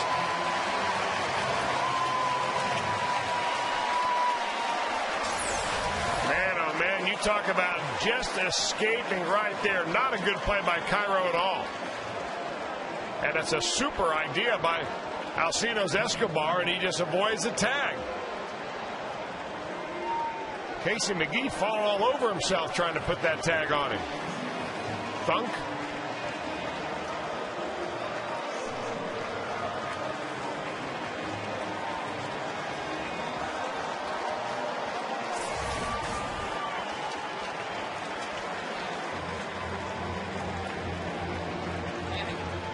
So Ryan Hanigan is going to be the one to come up and bat against Todd Coffey rather than a left-handed batter. And really what's going on here is, you know, Dusty Baker is saying, okay, would I rather have this particular right-handed batter against this right-handed pitcher, or one of my left-handed batters against a left-hander who would come on from the bullpen?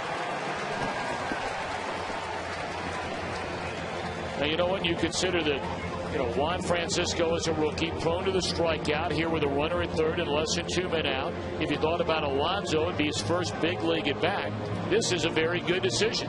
Well, the difference, though, Tom, when you expand your rosters is that you can burn hitters a lot easier. Once you bring a pitcher in, he's got to face a batter, but you can flip-flop a right-handed hitter for a left-handed hitter, then they bring in a left-handed pitcher, and you can bring a right-handed hitter right back up there. So you've got hitters to burn like you don't have when you have a normal 25-man roster. But I just think he likes this matchup. I think that Brian Hanigan has come through a lot. I don't think that Lance Nixon's available at all.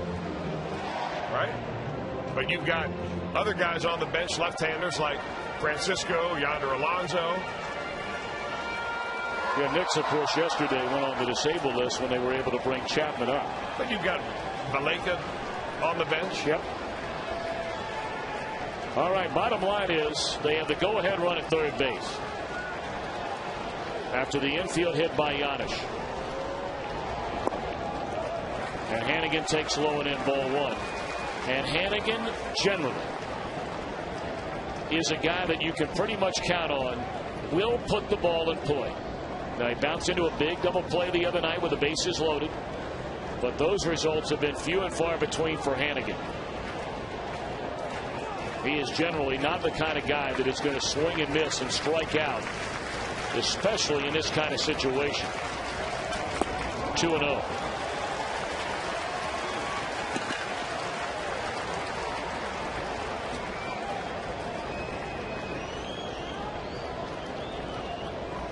Aroldis Chapman with a 1-2-3 top of the 7th inning. And if the Reds can push across this run, he would be in line for his first major league win.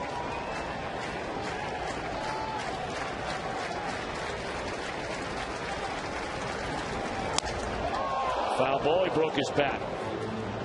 Coffey hit the spot where his catcher Lucroy was set up. Yeah, when you see that index finger kind of being swirled around down there, that's an indication that they want the sinking fastball from Coffey. A two-seamer that's designed to go down and into a right-hander so that Hanigan will hopefully roll over on it and hit it down into the third baseman.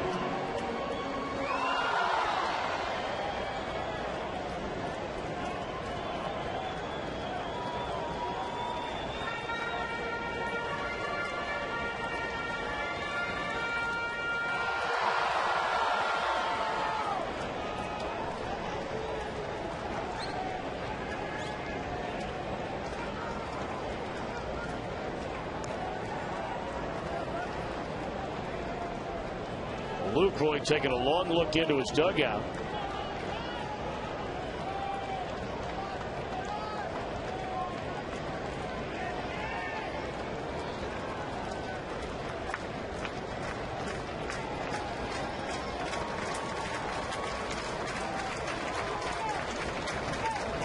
Saw that sign to throw over from Lou Croy.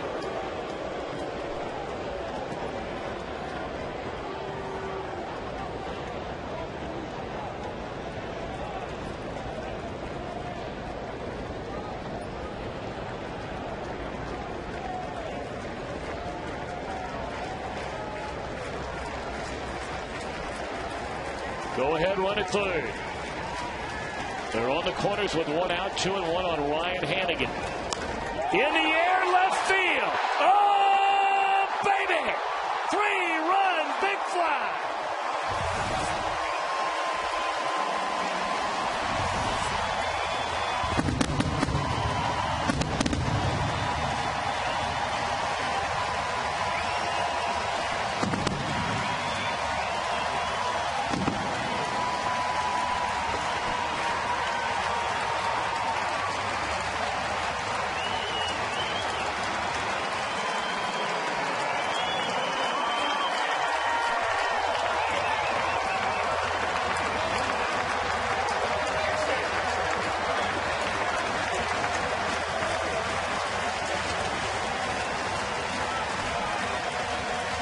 Once Hanigan gets finished high-fiving everybody, he's going to get a curtain call.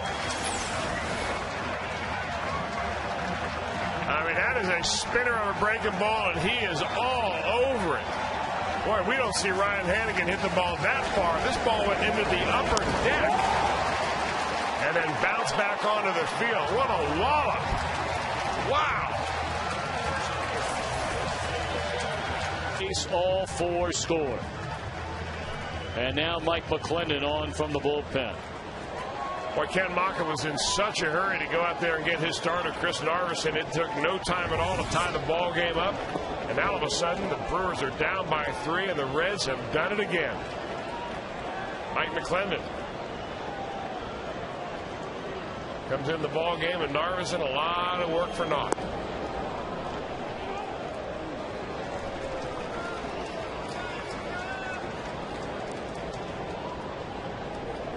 Aroldis Chapman has a chance tonight in his second major league game to get his first major league win. He had a 1-2-3 7th inning, striking out the final 2 batters in the inning.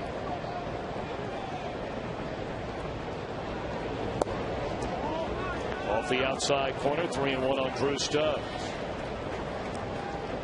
Todd Coffey does not retire a batter. Gives up the 3-run home run to Hanigan.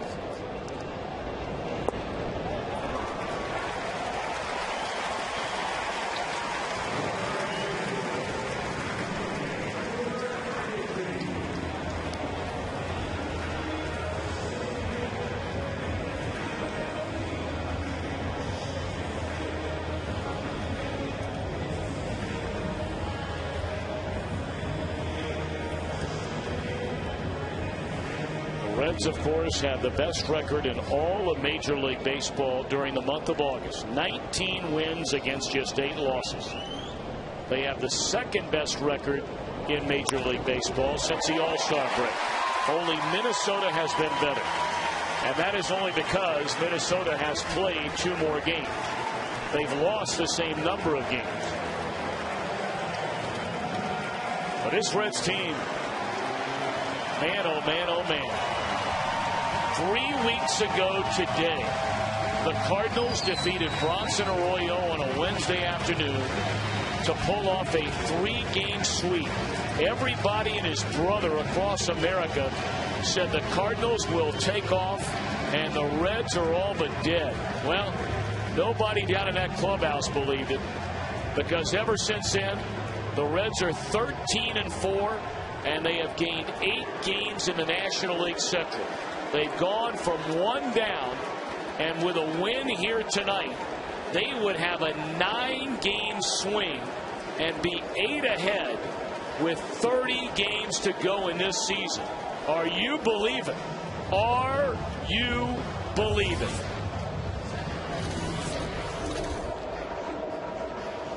Fan club. Chris Wells rocks. I like it. I like it a lot. Did you grow up with him? Thank you, Uncle. They got the brooms out. Young man playing the broom down there.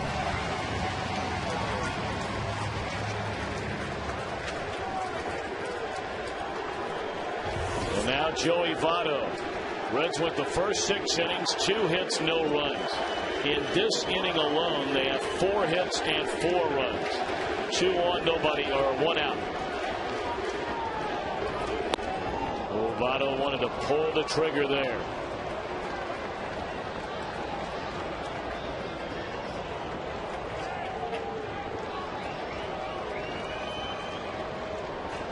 Why not cap off a homestand and a big night with a 3-run big fly to get 100 RBIs?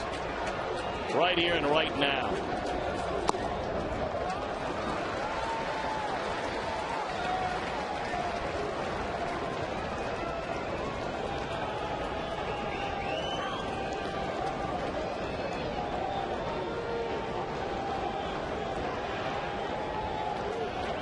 Hanigan, the pinch hit, 3-run home run to give the Reds this 3-run lead, and they're looking for more. Zach Braddock on to face Votto.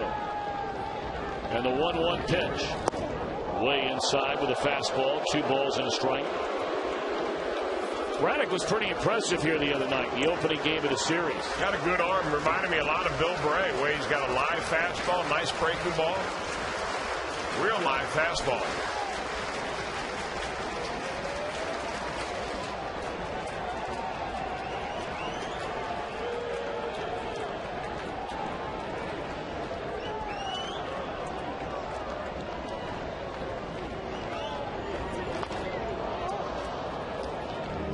Breaking ball chopped foul.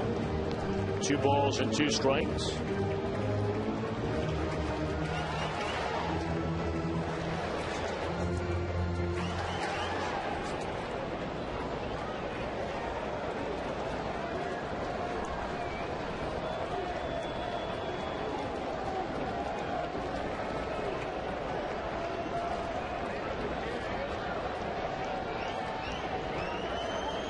Two and 2 to count on Votto with 2 on and 1 out. Braddock a check of the runners.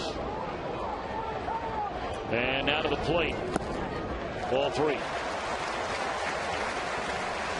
Really trying to overthrow that pitch, you know, and that's natural too. You face a guy that is as good and as hot as Joey Votto, and you think you've got to come up with a super pitch. Braddock probably sitting down in the bullpen watching Aroldis Chapman throw 104.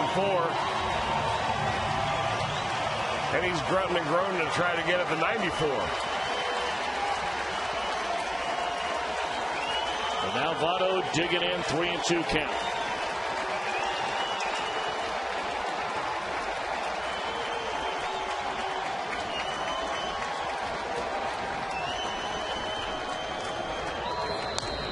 Oh, a hearty rip.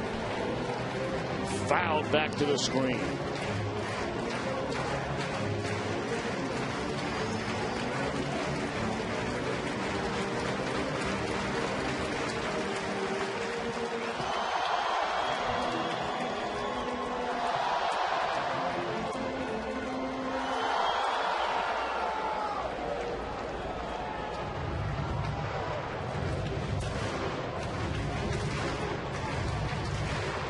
Two major leaguers already have knocked in 100 or more runs. Miguel Cabrera of Detroit, Jose Bautista of Toronto. Votto one mighty crack of the bat away from becoming the first national leaguer to do it. Instead he draws a walk.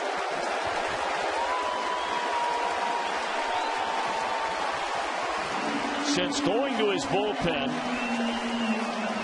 Braddock, the 3rd pitcher to come on in relief of Narveson in this inning. And not one of the 3 has retired a batter yet.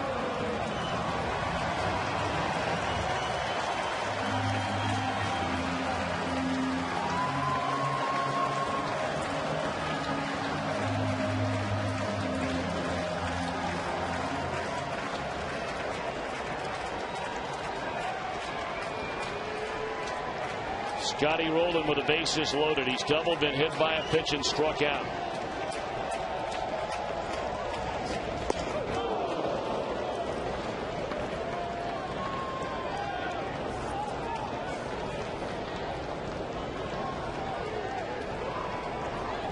Rolen faced Braddock here on Monday night, drew a walk. Stubbs a runner at third, Chris Heise at second, Joey Votto at first. The Reds leading by 3 and try to tack on here in the 7th.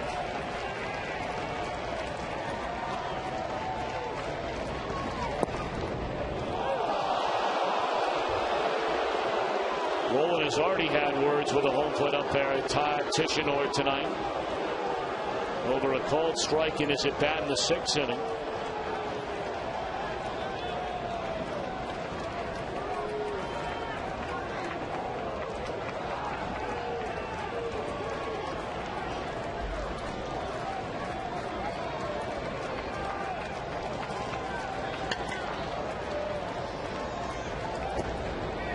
In the dirt, smothered nicely by Luke Roy. 1 ball and 2 strikes on Rolen.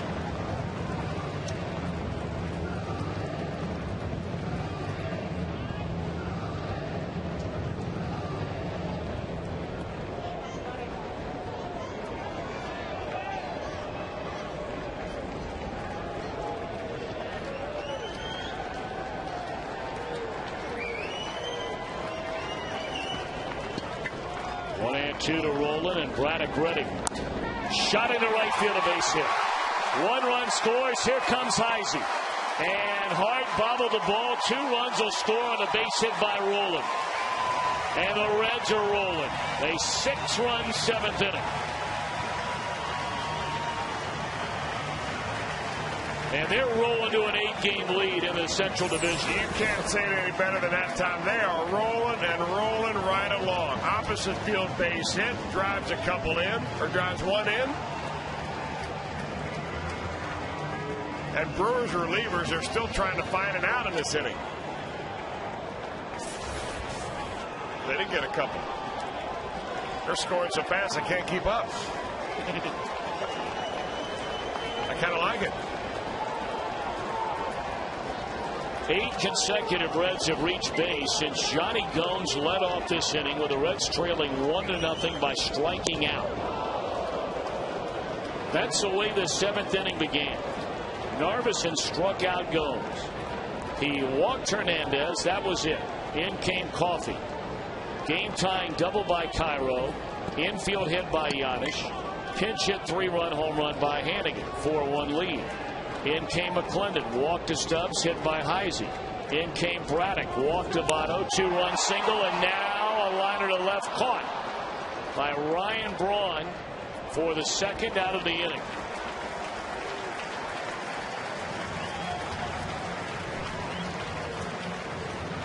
And now a pinch hitter will be brought on. Brandon Phillips, you may remember, ran for Ramon Hernandez, and this will be the #1 pick from 2 years ago. Yonder Alonso. Alonso got off to a terrible start down at AAA Louisville this year, but man, oh man, did he come on.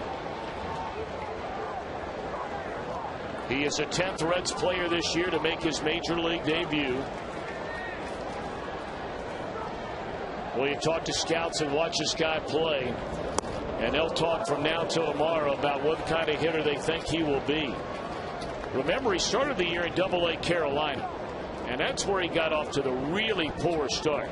So his overall numbers this year are 15 home runs and 72 RBIs.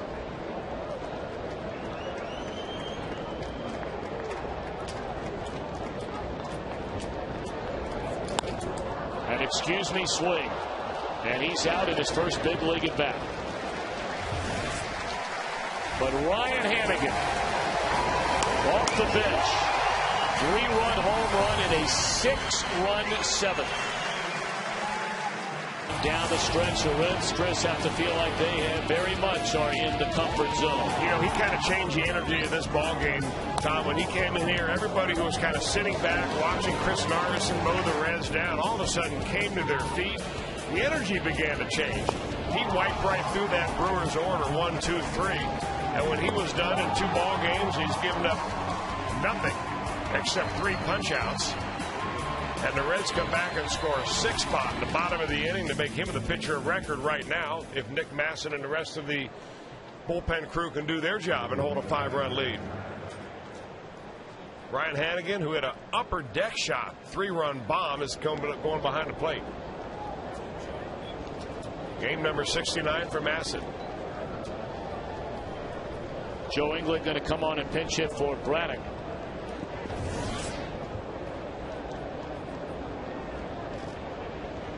Five runs allowed by 2 pitchers out of that Milwaukee bullpen, and neither one retired a batter. Coffey faced 3, allowed 3 hits and 3 runs. McClendon faced 2, gave up a walk and a hit and 2 runs. And Braddock in 2/3 of an inning allows a hit and a walk.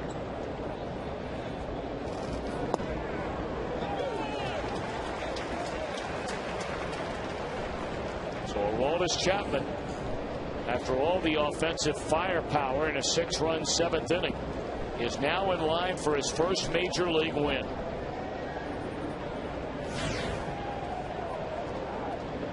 Oh, and 2 to England.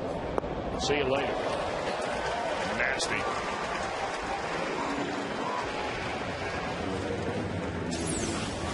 You know, sometimes when Nick Masson pitches, you're not sure what the pitch is, whether that is a splitter or whether that's a curveball. Boy, all we know is that baby drops right off the table. That's a curveball. Man, oh man, is that a hammer. Well, his appearance tonight, Nick Masson, tied for the lead in games appeared in this year. You know, the Reds would like to slow down the pace some of these guys have. We've already seen it with Arthur Rhodes.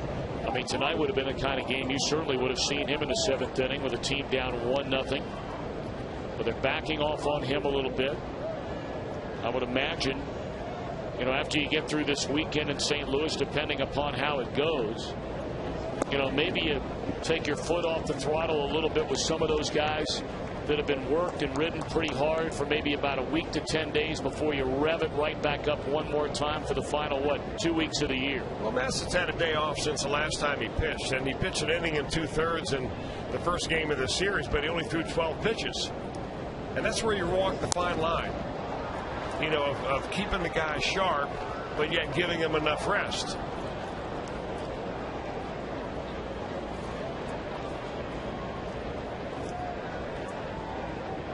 What you want to make sure of, though, is that obviously you're going to have adrenaline late in the year. If you get in the playoffs, adrenaline flows big time. But you want to make sure that when they do reach back for something extra, there is something there.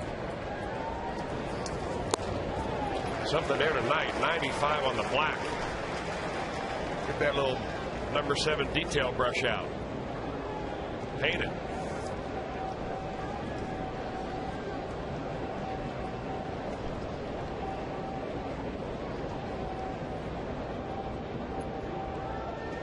Two and 2 the count on Rookie Weeks. Off the end of the bat. Coming in hard and running it down to Stubbs for out number 2.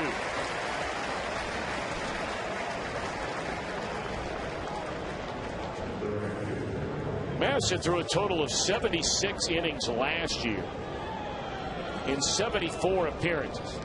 But of course, he had a trip to the disabled list last year. I mean, he had just an absolutely spectacular season last year. A very strong argument could have made that Masson was the best setup man in the league last season. You remember what happened was he got off to the incredible start. He didn't tell anybody he was hurt. And he went through like a 10-game stretch where he gave up runs in 7 of them. And everybody wondered, what in the world has happened to Nick Masson? Then you find out he's hurt. He goes on the disabled list. And once he got healthy and came back again, in his last 30 appearances of the year, his ERA was 1.04. He was the same guy we saw before he got hurt. Yeah, another guy, though, Tom, that originally was a starter in the minor leagues with the White Sox was a starter. Came over here, really wanted to be a starter. But what happened was that you switch him to short relief, and all of a sudden that fastball goes from 91 to 96. Foul ground rolling.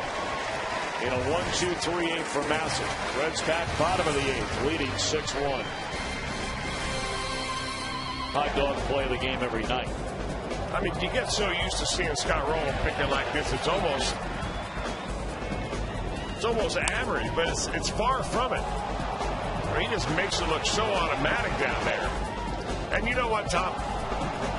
The defense that the Reds have thrown on the opposition this year have made this pitching staff so much better.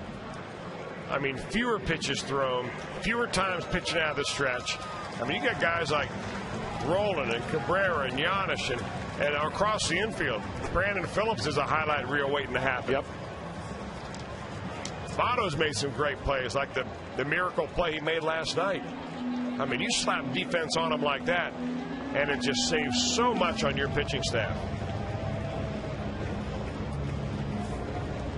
Well, just brought up with the rosters expanding all the way from Double-A Huntsville is right-hander Jeremy Jeffress. Scott throws about 100 miles an hour, too. And this is his major league debut.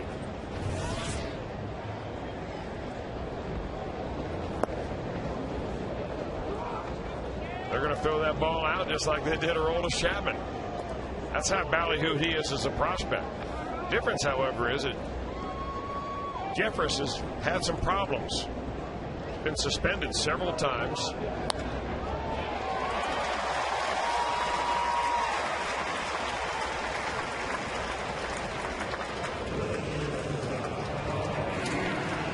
Hey, we talked about him a lot already tonight, but again, a reminder. The Columbus Blue Jackets 6-game packs are on sale right now, starting at $123. Buy your pack at BlueJackets.com. We had a nice visit tonight with Scott Arniel, the first-year head coach of the Columbus Blue Jackets. Very, very nice fellow. We wish him good luck this year.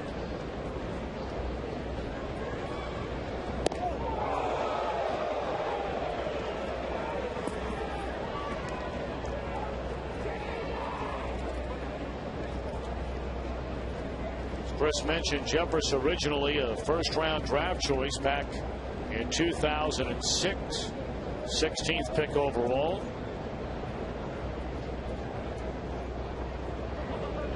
Got suspended for 100 games by Major League Baseball midway through last year for violating the minor league drug treatment and prevention program. Was reinstated on May the 21st this year, rehabbed in Arizona until the transfer to Wisconsin on June the 9th. That's where their Class A team is. He didn't give up a run or a hit in 5 games. Then went to Brevard County, pitched in 8 games there. Then to Double-A, 11 games there.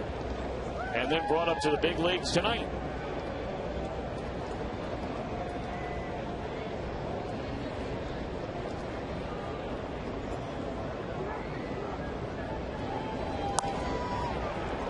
Double play ball here off the bat of Giannis. 2 gone.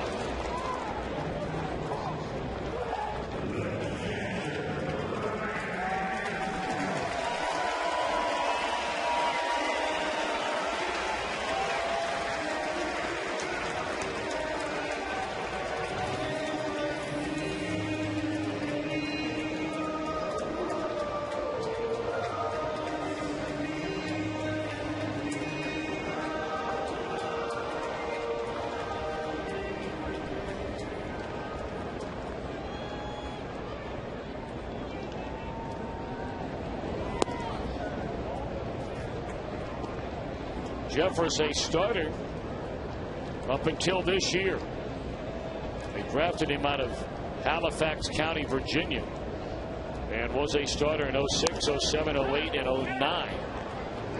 But this year, when he came back, they moved him to the bullpen. Well, he's not a particularly big guy. He's only 6 feet 1 inch, but he is a very stout young man, and he's got a very good arm. He has been clocked at 100 miles an hour several times and hit over that several times in his minor league career. He's on thin ice, though. He has been suspended 3 times, Tom, not just 2 times. The first time for 50 games, second time for 100 games, then 100 games. So he is 1 suspension away from being banned for life. Well, you wish him well. You hope he's able to get it together.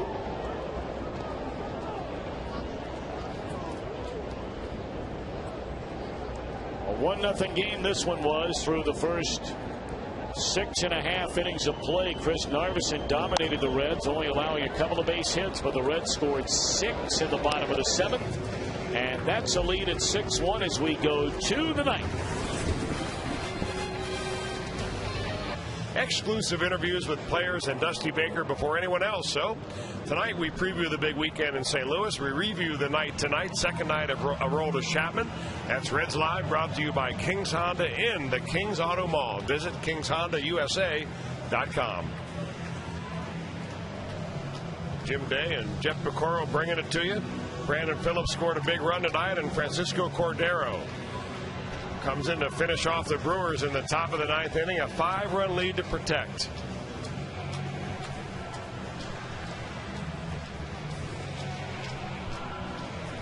Middle of the order for the Brewers. Ryan Braun will lead it off. Well, Cordero, one more tune-up. You know, look, the Reds might have, and all they need is 3 outs for an 8-game lead in the division. But you want to go in there and play well this weekend. I mean, people would say, yeah, you get swept. You're only 5 games. You're still 5. You know, forget that thinking. That's nonsense. You want to go in there and play like a division champion plays against a rival.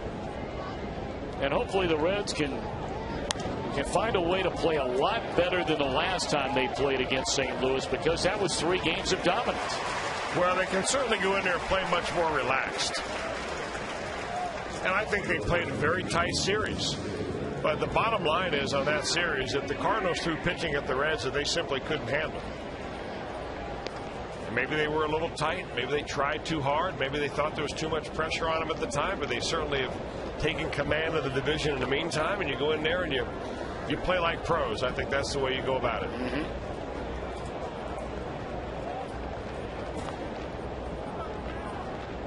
So 1 away, and now Prince fielding.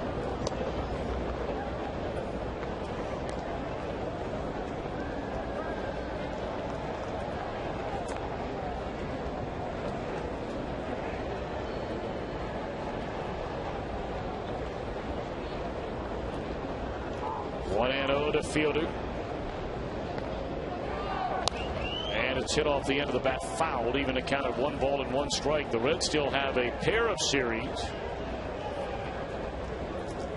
against this Milwaukee Brewers team. 3 of them here. The final 3 games of the regular season, October 1st, 2nd, and 3rd. And the Reds will go to Milwaukee, not on this upcoming road trip, but on their final trip. That final trip will start in Houston, then go to Milwaukee, and then fly after a night game all the way out to San Diego, where the Reds will have an off day on that Thursday before a Friday, Saturday, Sunday series against the Padres. Line into left field, but Gomes is standing there to get it. And the Reds an out away from a 3-game sweep.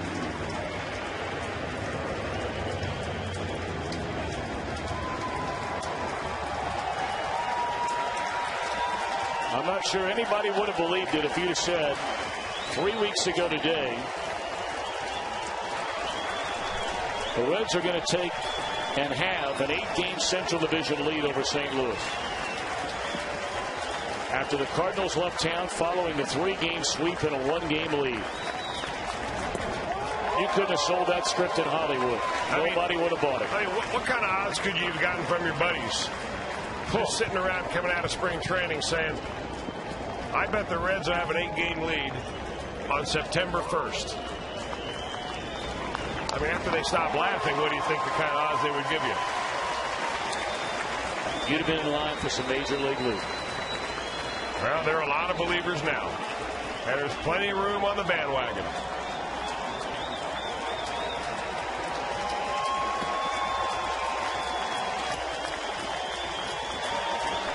Oh, and 2 to McGee. Just low. Bring him up on principle.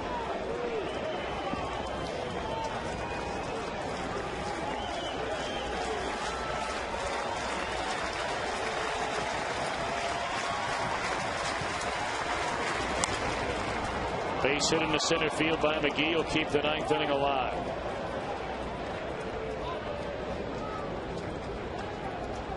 And give Lorenzo Cain one more chance tonight. 1 for 3 at an infield hit and scored the only Brewers run in the 5th inning when the pitcher Narveson knocked him in.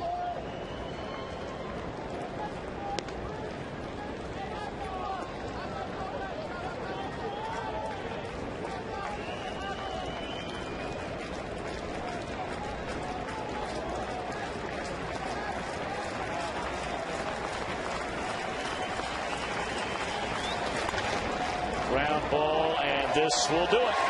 The Reds cap off a 5-1 homestand with a 3-game sweep over the Milwaukee Brewers. The 8th series sweep for Cincinnati this year, which is tied for most in the National League. But far more importantly than anything else, at the end of play on this first day in the month of September, the Reds sit atop the National League Central, 8 full games ahead of second place St. Louis. A team win. Coming from behind, Johnny Cueto pitched a fine game for 6 innings.